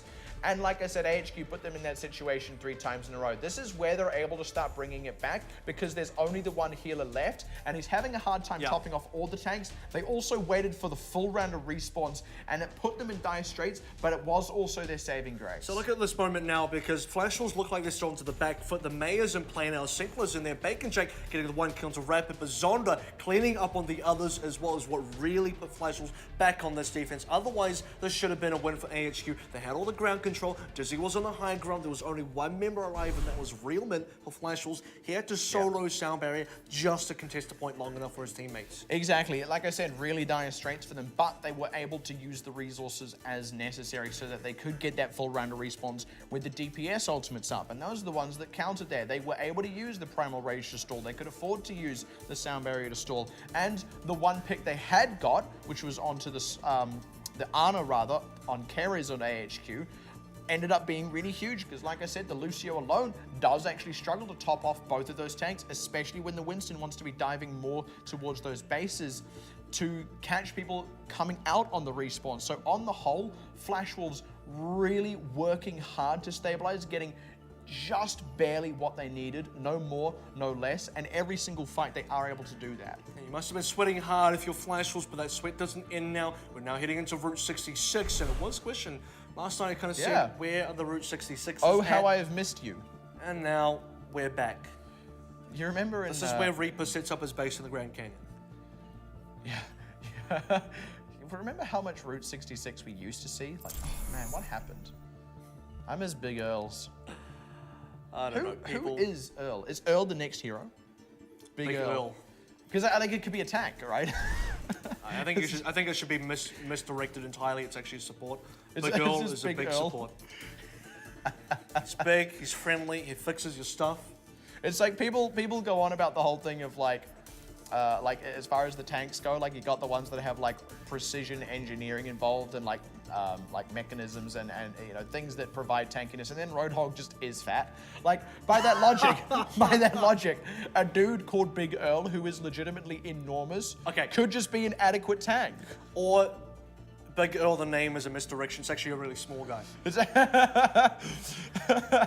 really small person. Yeah, like you call him Skinny as a nickname, like like those kinds of ironic nicknames. Yeah, maybe. I actually knew a guy like that. He was I can't convert this into America units, but he was like just a little bit over 2 meters tall. This dude was enormous, right? And we called them shorts. Now the reason we called them shorts was because for about a year, he only had one pair of shorts that he wore every single day. And then suddenly we realized how weird the nickname was, given that this guy was like over 2 meters tall. That is ridiculous. I've never met someone like that. I learned about a guy who for a while was the tallest man. Whoa. Whoa. Roller coaster. This is kind of scary. What are we about to collide with? No. Oh, jeez. Oh. That actually gave me a That's fright. actually, that's what happened to the train, though. It went a little bit too over. Yeah, well, it's because someone blew up the bridge, Kevin. I blame Talon. Yeah, so normally the bridge would actually be there. That's really what kind Is of that did normally it. what it yeah, is? that's which is this kind of interesting. Misled about yeah. bridges. No, that's how they work. That's how they work. What do you think that train was carrying? Looks like a military. It does. It actually really. So I don't know, some kind of like weapons maybe. Because it was- but- if it was Talon, if it was I got Talon it. It's doing one it, would long make sense. snake. It's a Really? big. It's a big python. And now it's dead. World's biggest python, and you killed it by blowing up a bridge. I hope you feel proud. This is what Reaper would do. This is what Reaper would do. He goes to like the Grand Canyon. He's like, I hate nature. Let's kill the world's biggest python. This guy is an eco-terrorist, and he must be stopped.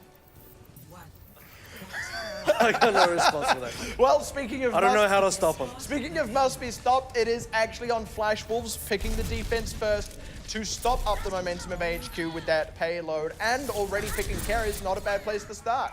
And Sinclair cleaning up Rapid as well. Bacon Jack getting Eric. Everybody is just dying on the AHQ side. This is a nice, aggressive hold from Flash Wolves so far, making a statement to start things off. An immediate change up from AHQ as well. Carries onto the Zenyatta.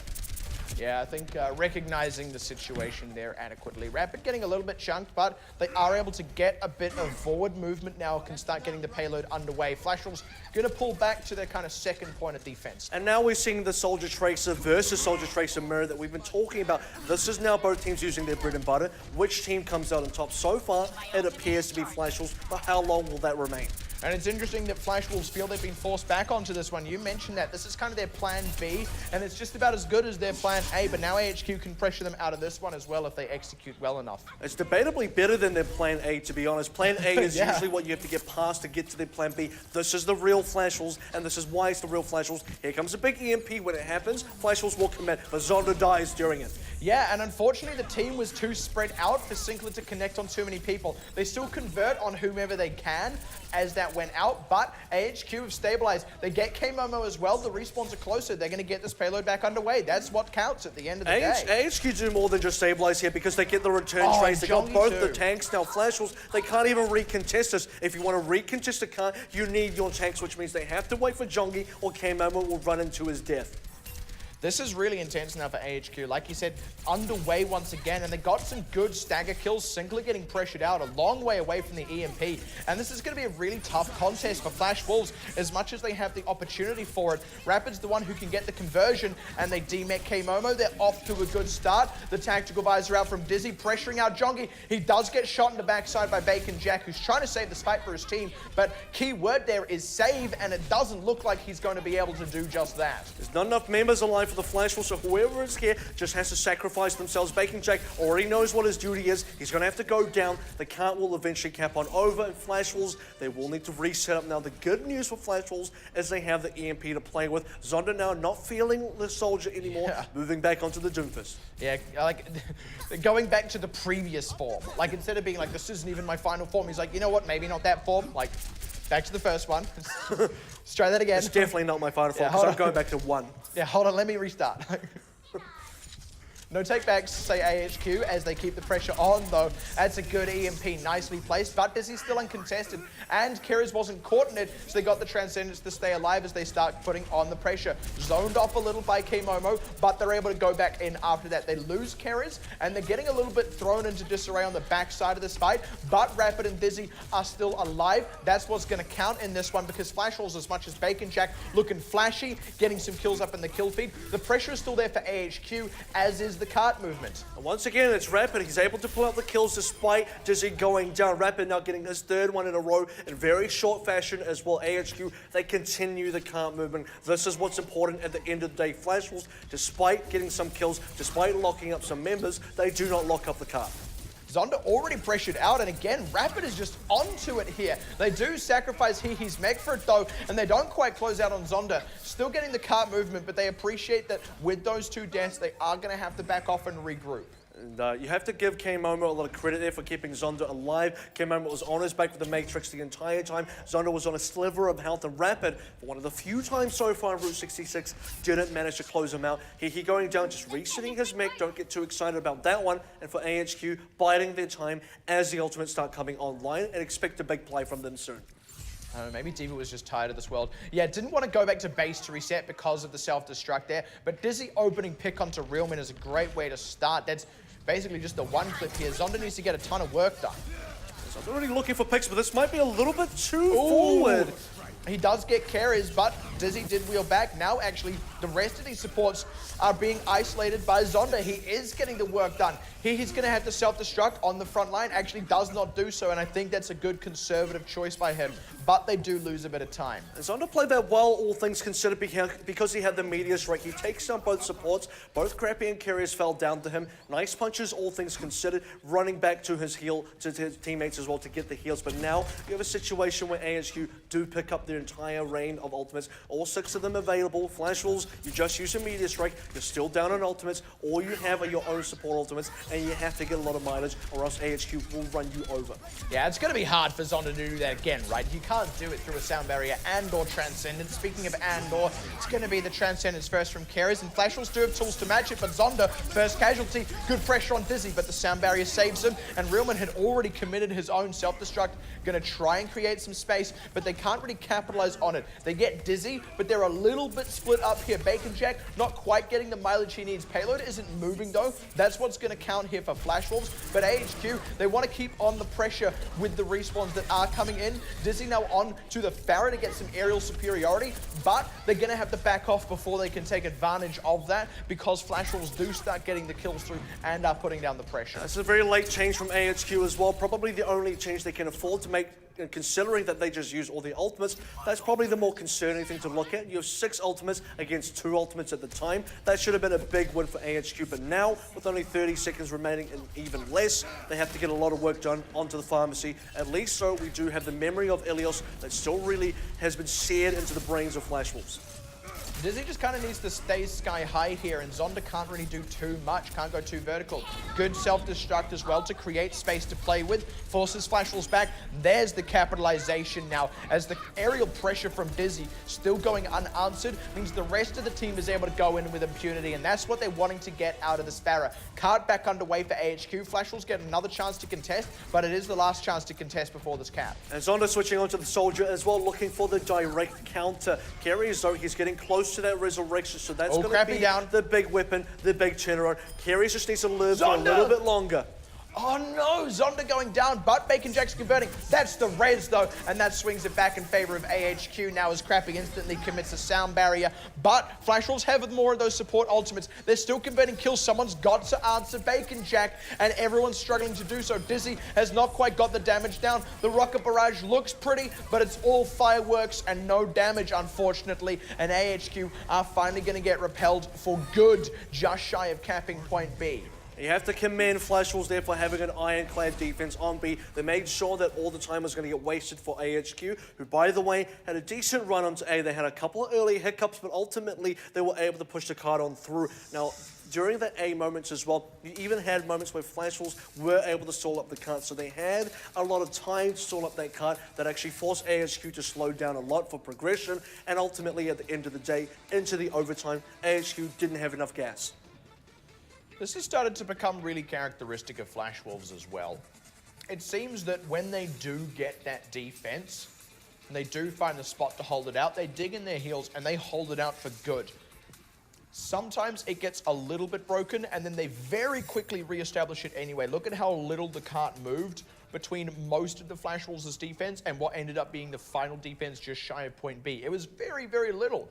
Flash Wolves are a very hard nut to crack right now, and AHQ kind of have to match that on their own defense now. And Flash Wolves adapt well as well. You look at the situation where Zonda doesn't feel like the Soldier has that much impact, goes onto the Doomfist, and we get some big moments where he gets into the tunnels as well, gets a kill onto both supports, uses Meteor Strike as well to make sure he stays alive, then instantly rocket punches back to his supports to get healed up. You have moments where Rapid nearly kills Zonda, but he's saved on sliver of health by K-Momo. And then you have a situation where, right in the final moments of AHQ's attack, They decide it's time for the pharmacy because we want to counter on Zonda. They do briefly. Zonda then returns onto the soldiers. So Flash Wolves consistently having the counters in mind, consistently knowing which answers they need against AHQ.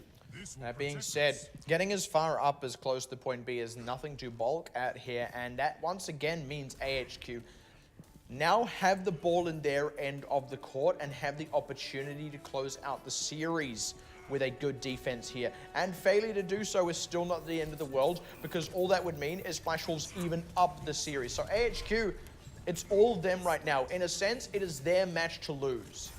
I have to agree with that, and we are going to see Realment now onto the Mercy to assist Zonda here, given the damage boost that he needs. Dizzy's going to stay onto the Soldier that has been pretty much what he's used on Route 66, despite a little bit of a stint onto Farah. That's not going to work against Zonda's McCree though. They're really just looking to make the body shots count, to get the pressure in terms of picks, to make it hard for AHQ to position safely, and that's a great set of conversions. The flashbang headshot as well onto carries.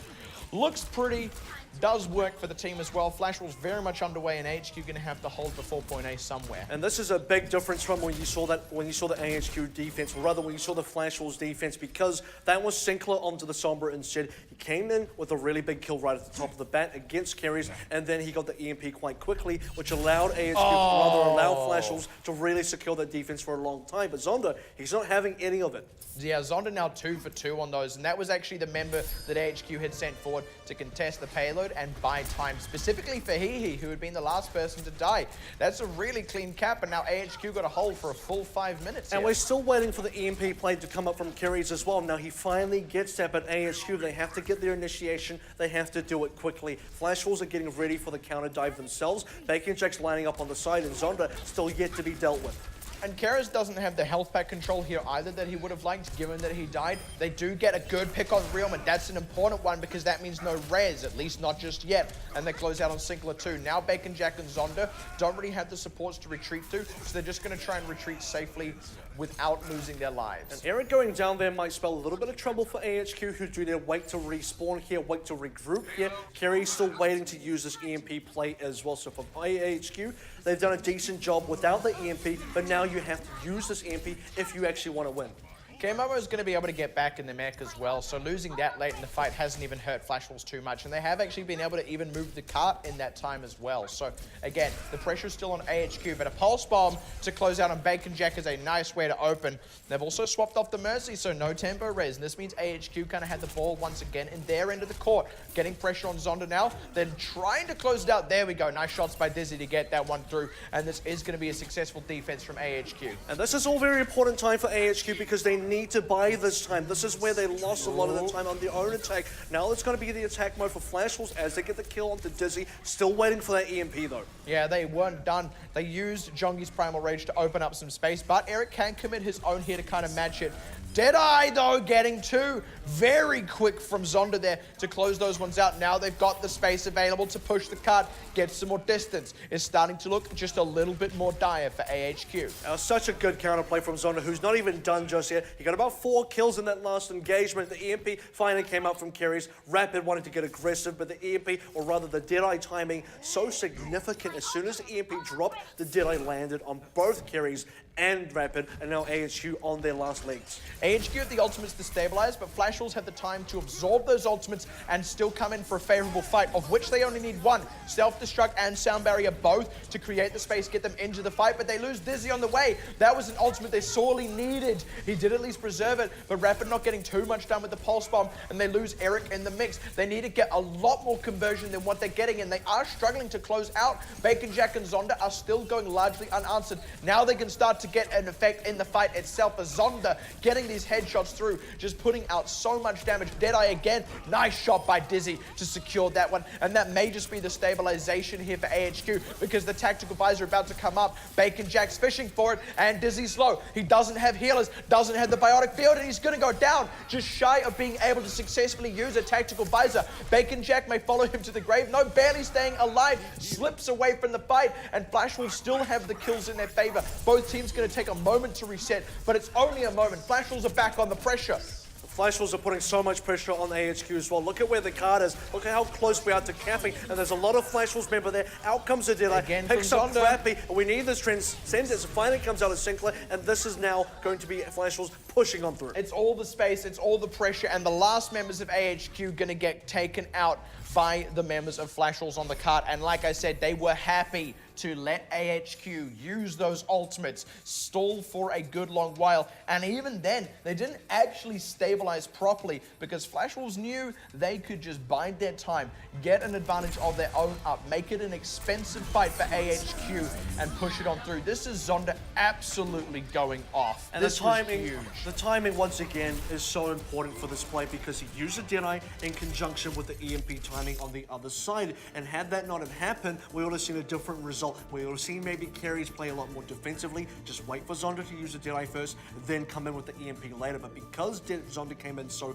timely, he was able to counter out the EMP play so effectively, picking up the 2 kills. That would have been the turnaround play from AHQ. That was their moment to shine. Unfortunately, not the case. And now 2-2 the scoreline. The teams are evened up. That was really incredible out of Flash Wolves, to be honest. I mean, the stabilization on their own defense was really, really strong. Like I said, they seem to be this team that just finds a spot and they dig in their heels and you just don't break them. Maybe you push them back, but all that happens is their heels slide a little bit back in the sand. They don't get bowled over completely, and then they just kind of dig deeper again and start repelling you from that line a little bit further back. They are very happy to do that. AHQ, on the other hand, not able to stand up the same way to Flash Wolves' aggression on both A and what ended up being the final cap just in front of point B. 2 for 2 right now in this series, and it is anyone's game. And you look at the maps that teams have won, they totally deserve it. Let's take a look at the replay now on Route 66. The final moments for Flash Wolves as they're now pushing up. Notice there's a decent amount of ultimates for AHQ here. Already used already used the sound barrier from Crappy.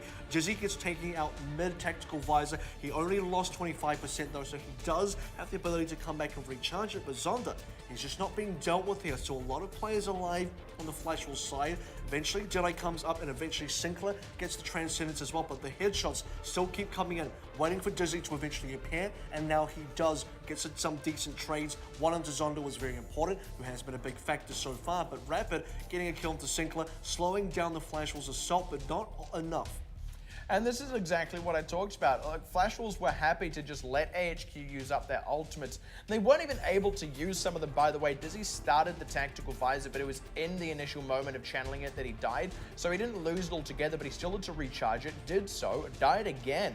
And by this point, Flash Wolves have all the ultimates they need. Kera's ults to try and buy his team time on the point, and this is where Flash Wolves can swing it. The Deadeye gets 1 pick, the self-destruct creates space, the Transcendence keeps them secure, and from here on out, there aren't any resources left for AHQ, nor do they even have the positioning. And Flash Wolves, over the course of the whole fight, were just able to chip it away, the ultimate advantage, the positional advantage, and it resulted in a cap.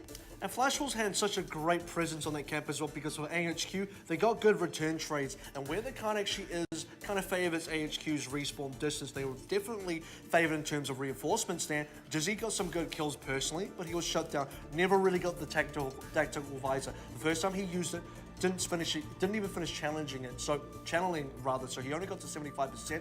Then the second time around, gets killed before he even gets a chance to use it. So Dizzy, he had some good moments, not good enough. Rapid as well, tried to find the picks, didn't really find enough. And Zonda, when he came back, immediately gets himself a Deadeye kill. Sinclair comes in Transcendence as well. Easy money for Flash Wolves. They take that one out without even getting repelled. And that's the thing, is by that point, Dizzy was finally able to ult, but Flash Wolves had banked up the resources to deal with it properly. So again, it's this thing of Flash Wolves are always making the correct move, picking the correct target, so that they get the opportunity to stabilize properly later on. And that's the thing, look, had they not killed Dizzy both of those times, he probably would have been able to use the tactical visor. They probably would have got rebuffed because they didn't have a self-destruct to zone him out. They didn't have a Transcendence to survive the damage. They didn't have those tools. And it wasn't until the very end where they did. So honestly, Flash Wolves' ability to execute like this, and they're doing it every single game, every single team fight, is absolutely phenomenal. Again, AHQ, credit to them for really taking it to Flash Wolves, oftentimes besting that strength of theirs, but this is a Flash Wolves that is really, really tough to beat. And AHQ just never really got them off the cut. That has to be the difference at the end of the day, because Flash Wolves, they've reset their defense so many times, force AHQ back, force AHQ to regroup, reset. Flash Wolves, though, they just kept the momentum going, they kept the pressure on, and it was just so difficult for AHQ to force a reset. In fact, if anyone was resetting, it was consistently AHQ resetting that defense, never really setting themselves up, and Flash Wolves, they just really fought for that. AHQ, at least on this map, was not as good. You look at a map like Hanamura, that looked more like it was in control of AHQ. Then you get to Route 66, not really the case. 2-2 now so far between these teams. One more map decides the fate of both of them. We'll find out what that is right after this break.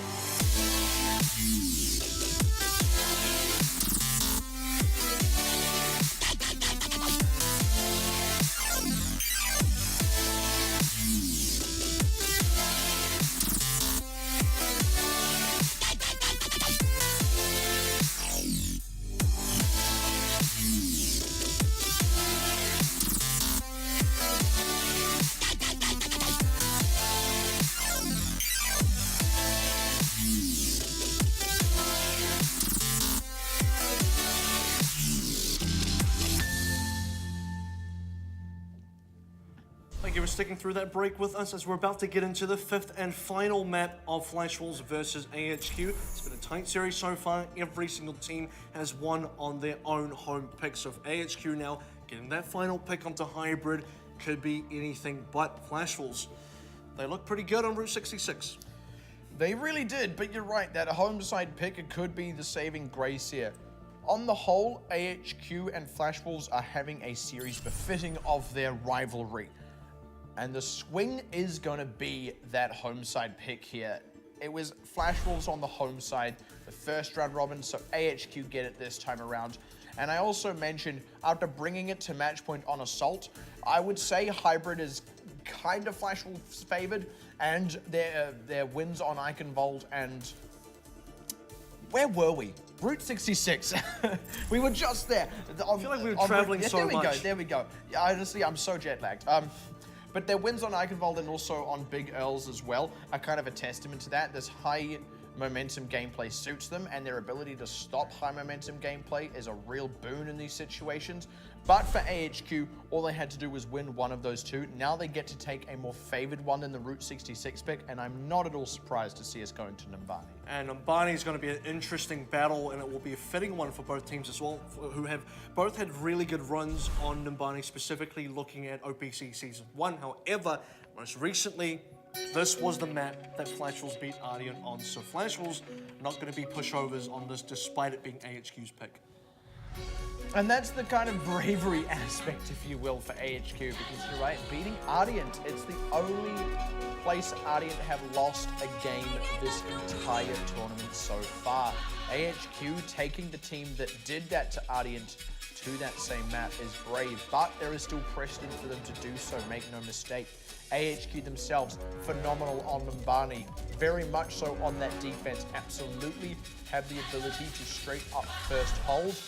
I'm very curious to see how this one plays out, because I really feel like this is still anyone's game. Especially now with some of the patch changes, we might see new things in the mix. Is Bacon Jake actually going to be playing the Junkrat? Is anyone actually going to be playing the Junkrat? Are both teams going to be starting with the Tracer Soldier? Again, that would be befitting of the series as well. Both teams want to end this on their best composition, and that truly is their best. And assuming that AHQ are on the defense here, I would be surprised if they're not. It is interesting to see Crappy is not opting into the Torbjorn. Which usually he does, however, you do have to consider, I think he is working around the fact that back in the day at least, and it wasn't even that long ago, Torbjorn was more so to look at and scout out Pharaohs and stuff like that, really to take out some of the early flankers, better against Genji compositions. Now we're looking at more Tracer Soldier gameplay, looking at potential Junkrat in the mix. Bacon Jack actually is going for it, maybe even a Doomfist, which Flash Wolves have had a lot of the time as well. That's a good reason not to run the Torbjorn. And the Torbjorn may also be a bit of a read that there's going to be a Junkrat here as well, because the Junkrat can really dislodge that turret from safety. So that's potentially an aspect here, but with the lack of Torbjorn, actually, Zonda's going to come out of the gate on a Pharah now. This is interesting. Both members just kind of indecisive about exactly what they want to do, and Sinclair looks like he wants to change onto the Mercy as well, so we've already spent more than 20 seconds just jostling between these picks. This is something you expect Flash Wolves to have sorted out before we even get into this map, but we're finally in. Now the aerial dominance is there. AHQ are the ones who need to answer it. Dizzy can't do so though, he's on the Soldier. So they've got the right tools still, they just need to use them, but it's Flash Wolves getting on the points. Now, pressure on AHQ to keep it contested and start putting pressure down on this fight. Sinclair getting low, looks like he's gonna get taken out here. Oh, scraping out with his life. That's big for them as now they put the pressure on Dizzy. Doesn't dive down onto the point. Completely blocked by the flag. That's a bad feeling. But they get a bunch of kills through anyway. D-making K-Momo and following up on that is good for them. And there's only so much Bacon Jack and Zonda can do without the support. Now they're on the cusp of being trickle killed, which is pretty disastrous for Flash Wolves. That combined with the late changes means they've lost just over a minute. And Dizzy is probably the one member you don't really mind losing in terms of respawning, because he does sprint back now. Bacon Jack dying late as well. Slows Flash Wolves down now. They have to wait for an extra member. AHQ now building up towards those ultimates. The big one they don't get just yet is a tactical visor, and that's the one they really want, especially against a pharmacy combo. And Flash Wolves, time has to be important. We're now 1 minute 30 gone, and they've only had one push. And AHQ now have the tools to kind of put real pressure onto this pharmacy. They already had the Soldier that can do it, but they've got things like the self-destruct that actually takes them out of the skies. It's very hard for them to hide from that. Rapid getting a little bit pressured out on the side, so AHQ gonna wheel around, try and get the damage onto Sinclair on the side. Do not want to let themselves get pincered in from Flash Wolves. Great shutdown on Zonda as he starts channeling the ultimate. That's now off the table. Sinclair's got the res. Trade kill onto Dizzy is big. Sinclair's not committed the res though onto Zonda and is now pressured out of the fight. This is the opportunity for AHQ to put more pressure on the table here, and the respawns do favor them. Self-destruct from K-Momo makes a bit of space, but they aren't able to do anything with it, and indeed that's more to preserve the rest of his team than it is to turn the fight. And Eric Eric's done a great job this entire map so far. He was one that really pressured out Flash Wolves in the original attack that they had. The summer round, he stopped Sinclair from getting the res onto Zonda. That was pretty critical. Sinclair, though, does maintain that res, but we've now had 2 pushes already failed from Flash Wolves, looking for their third and looking to close this one out on the third, because if they don't, now we're into the factor where overtime starts to take place. They're trying to go for a really aggressive route here, but they need to be careful. This could become an overextension. No res. Especially if Sinclair gets picked, was what I was about to say. And there you have it, folks. Already AHQ can now just put the pressure back onto Flash Wolves. That move, clever as it may have been if it had gone off, ends up blowing up in their faces. And I feel like that was not a play Flash Wolves needed to make. They could have gone for a safer option. And now we're already looking in the situation where this starts to appear just like Route 66 when Flash Wolves were the ones defending. AHQ consistently slamming their faces against the wall, and they cannot break past it. Flash Wolves, they need to get a big res play off. They've been saving it now for 2 fights. If they can't get it off now, they're not going to get it off at all. And they need to get it off having ultimates available after the fact. They need to get AHQ's ultimates out before they commit a res. If members get picked and they have to tempo res, that actually hurts Flash Wolves. Getting aggressive now, putting much better pressure down this time around. AHQ trying to answer, able to kind of keep it tidy for the time being, and Eric on the dive, but it's he getting pressured out. So that will be the first ultimate off the table, and now the ultimate's getting committed from the rest of these members. Got to close out on Sinclair, or the res will be big. But they don't even get kills in the first instance. Sinclair low, but he's happy to take a tempo res here if need be. He's also just barely staying alive. Good closeout though from Rapid.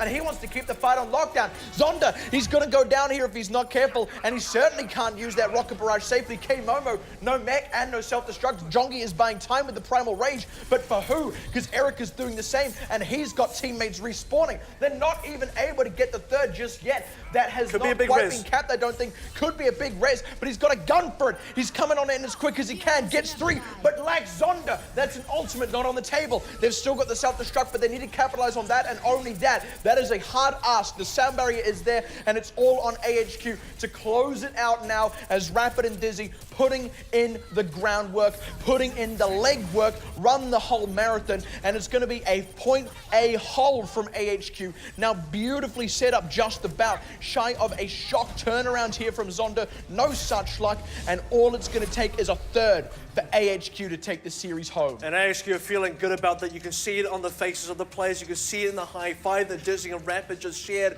And these guys are looking pumped to be able to finish this one out 3-2 if possible. And they certainly made the groundwork to get it done. Zonda and the rest of his team on Flash Wolves, you got to be sweating now. You got to be considering this is looking like an impossible defense. But if it's any team that can make the defense work, it has to be the Flash Wolves. You've already seen what they can do on Route 66 with that ironclad defense. They need to show that again, but they need to do it on A. Yeah, they've got the record of it. You're absolutely correct. They have first held AHQ on point A of Hybrid before. That was on Eichenwald. The difference was they were able to break it themselves. And also, a full hold on point A only takes them to time golden point. Golden coin flip. Golden coin flip time. $2 coin. It's golden coin flip time back. It takes them, what I'm actually saying is it takes them to golden point, and they have to then face the reality that they lost both control maps they've played tonight to, and by the way, when I say both, I mean both within Ilios. They lost them to AHQ, so even that isn't out of the woods yet. AHQ have it all. It's just about getting it over the line. And you have to really recap that kind of defense from AHQ as well, because the only successful thing that Flash Wolves did achieve was they completely dislodged Dizzy. They killed Dizzy time and time again, made sure his tactical visor did nothing. Jongi did a great job of that, but everywhere else they did not succeed. They couldn't get the other members, and this has kind of been the story across the entire series. But if Dizzy goes down, Rapid has been picking up the weight, and he's been picking it up big time. That's what I was going to say. Rapid totally going off in a way that actually Bacon Jack hasn't tonight. Not to say Bacon Jack is doing anything wrong. He's doing just fine. Rapid really is just that good. He's going to need to maintain his level and his strength now, because it's not quite over. You do have to be concerned that if Flash Wolves get a full hold here, this series does continue. And if you're AHQ, if you are Rapid, you want that hard work to pay off, and you want it to pay off now. AHQ, one fight could do it for them. It's going to be a lot more than just one for Flash Wolves. They can't afford to lose a single one. And already pressure is in. Eric may just be the first casualty if he's not careful. They need to be careful with how they close out these kills, but they're on the point. Flash Wolves need to get on it now. They go on for it. but they're not doing it ideally. Jongi's the first casualty. They do trade back on his mech, but that's just going to be an even one as K-Mom against D-Mech. That's the kills! Instantly, AHQ, when I'm tired of playing around and punch Flash Wolves, that's the knockout, folks. And at long last, they put another win on the board for themselves in this rivalry. The finals match that they didn't get to play against this team, they have finally pulled it back, and AHQ are back, baby. And a best-of-5 victory cannot be underestimated. AHQ fought so hard for this one. Flash Wolves counter-punch. They made sure they stayed in the game, but AHQ in the 12th round get that knockout punch directly onto Flash Wolves, square up onto the jaw, and they finally do get that win. They've been waiting for this win for an entire season. For all of OPC Season 1, they did it one time, and then for 3 round robins, they didn't see a single victory against the Flash Wolves. Now into OPC Season 2, in the final round robin of regular season play, they get that win that they've been waiting for so long. And make no mistake, this is the same Flash Wolves that took that map off Ardian. This is the same Flash Wolves that won Season 1. The same Flash Wolves that is deservedly second place. AHQ are just that good. And now it's got to be Blank and Hong Kong Attitude that are quivering in their boots. You have to be, because AHQ are in 5th place, but how long are they going to remain in 5th place? You just took down the Flash Wolves, a 3-2 victory, and now Blank, they most recently had a loss against Hong Kong Attitude. And if you're AHQ, there's a lot of revenge on the board. You knocked out Flash Wolves. Now it's time to get HKA and time to get Blank Esports as well, because those are 2 teams that also beat you. This is a bit of an interesting one. AHQ have beaten Flash Wolves, which Blank haven't done, but the head-to-head between Blank and AHQ has Blank winning. It is impossible to say which of these 2 teams is ahead of the other. It's really going to come down to 2 things. First of all, Blank's own record against Flash Wolves. Second of all, their head-to-head. Now suddenly the standings are shaping up in a sort of stage where Flash Wolves, this is now going to be much more difficult for them to catch up to Ardian. They're now 1 win further down from Ardian's record. And also for Hong Kong Attitude, it gives them a little bit of breathing space to now make that distance between where they are sitting and where Flash Wolves are, to get directly into the replays, straight onto the A defense. 30 seconds now remaining for Flash Wolves. And make sure you look at Sinclair, because so many times Sinclair has been stopped up. Now for AHQ, the game plan is simple. You've got a lot of ultimates here. Nano Boost already onto Eric. Make sure you push out the Flash Wolves offense. They self-destructed the backline as well. And Dizzy getting stopped up by Jonga. This is a really good defense, or rather, really good play against Dizzy. One of the few things they did quite well was to stop Dizzy. But now you need the area control. You need to start getting the cap on. Rapid killing Sinclair is a big deal. And that's the thing, right, is actually Realman was dead and Sinclair was too low to be in the fight, so they lost any pressure they'd had. Getting those kills specifically was a huge saving grace for AHQ, given that they lost Dizzy. And then you end up in this sphere where they're at now, where AHQ are happy to go even in trades. They're not even going even, by the way. They're coming out unequivocally ahead in these trades, but they were happy to go fairly even because of the respawn advantage. The res looked nice and pretty from Sinclair, but A, he died immediately afterwards, and B, he didn't save Zonda, who had the rocket barrage. That rocket barrage could have totally swung things. At the very least, it had the potential to. Now again, Flash Wolves, they do the same thing they always do. They really draw it out. They give themselves every possible opportunity to pull the fight back. The difference here, though, is AHQ never let them convert on that. They never let them actually pull the fight back, and that is what made that defense so great. And just like going for a B attack onto an assault map, the sustain is really important for the attackers. So the fact that they put the pressure onto Realman, put the pressure onto Sinclair, killing Sinclair immediately out of res, Crappy responding with the sound barrier, that's about the most pristine and exact and perfect kind of response you want. Getting that Mercy down, getting the sound barrier up. I mean, AHQ just laid out the groundwork. They did everything they needed to get that win, and it deservedly so. Yeah, exactly. And it's exactly that, isn't it? Because on their attack, we said they've already done everything they need to get the win. And it wasn't just on Numbani. They'd already done the groundwork in the series in getting it to match point. Unfortunately, weren't able to close it out on Route 66, but they'd already done that groundwork long before that. They weren't the ones trying to recover the series. It was still Flash Wolves aiming for a sort of reverse sweep. And then, of course, with that stellar defense, the fact that they had the home side advantage there for that final map pick, it's like the stars just kind of aligned for AHQ. They capitalized on every advantage they had from the home side pick.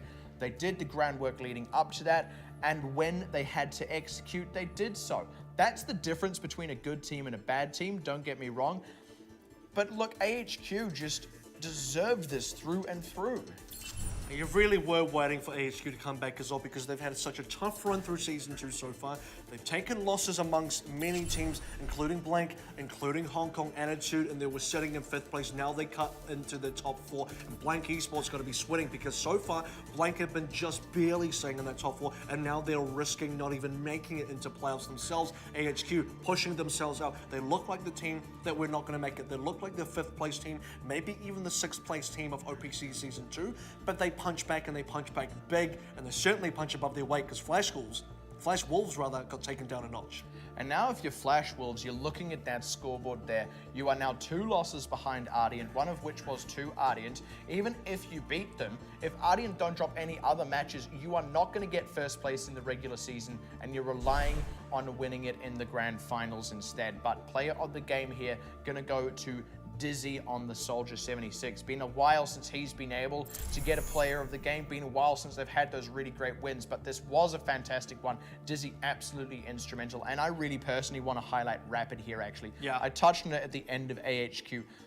Look, Bacon Jack wasn't underperforming, wasn't doing anything wrong. Bacon Jack was performing the exact same as he normally does, but Rapid was really shining, totally going off constantly. And this is what we've been waiting from this player as well, and you've been sort of seeing AHQ develop as a team right from the start. Rapid was a new player, just got added to the roster, very fresh, kind of the same way that Ryan has now been for Liberty Supreme. He's just come on, he's a Tracer specialist. What's this guy gonna do? Had some good individual moments, but kind of looked like he wasn't experienced compared to the rest of the team. Kind of looked like he had some issues gelling, or rather the team itself gelling with each other with this new member. But now, we're into the 2nd round robin.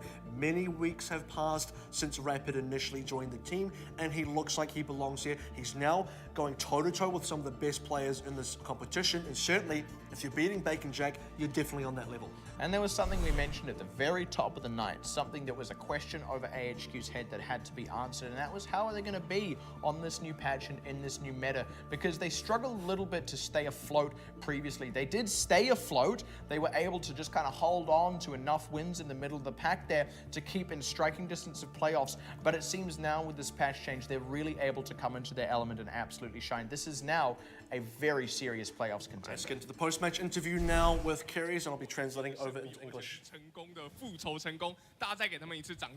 Give everyone, give AHQ and Carries a round of applause. 一开始我们一开始的时候，那个 Nito 教练不是有来？ So at the start, Nito said. 其实 HQ 经过很长时间的一段调整，而且蛮。So Nito said that AHQ has spent a long time making adjustments. 至关重要。那我真的很想知道，就是说在这么短的期间以内 ，So in a short amount of time, 怎么样的调整，有办法在今天能够战胜 how did you guys improve so rapidly? 其实一开始我们在打就是第一循环的时候，其实 So in the first round robin, 整体在练习的时候，其实有明显进步很多。 we had some 可是 improvements 不 then. 知道为什么上礼拜会就是一个很一个掉漆 But last week was our worst performance. 也有点错愕。至于今天应该就是操作有拿出来，就是一 But 个正常发挥。 Today we feel like we turned that around. 哇，一个正常的发挥拿到了不错的结果，非常不错。那第二个问题呢，我相信大家都非常关注，因为毕竟比赛服是这个礼拜改成了新的版本嘛。 So this week we had a change up in the patch. 刺客阵有点在崛起的感觉哦。那你觉得像现在这样子的新 meta 对 AHQ 来说， So 会是一个好的发展呢？ Is this a good patch change for AHQ? Has it benefited your team? 我们现在就是在摸索战术这只角色 Still figuring it 因为 out. 他现在真的有点过强，过强，还有听到这个好开心对哦。，所以我们现在应该就是会往这方面多去研究 I 研究。 feel like we're moving in the right direction so far, which is important. 角色来做一些就是重点性的一些战术发展。对对对，没错所。以就变成说，在花村这样地图，你们就尝试用老鼠这个角色的话，守 A、B 两段。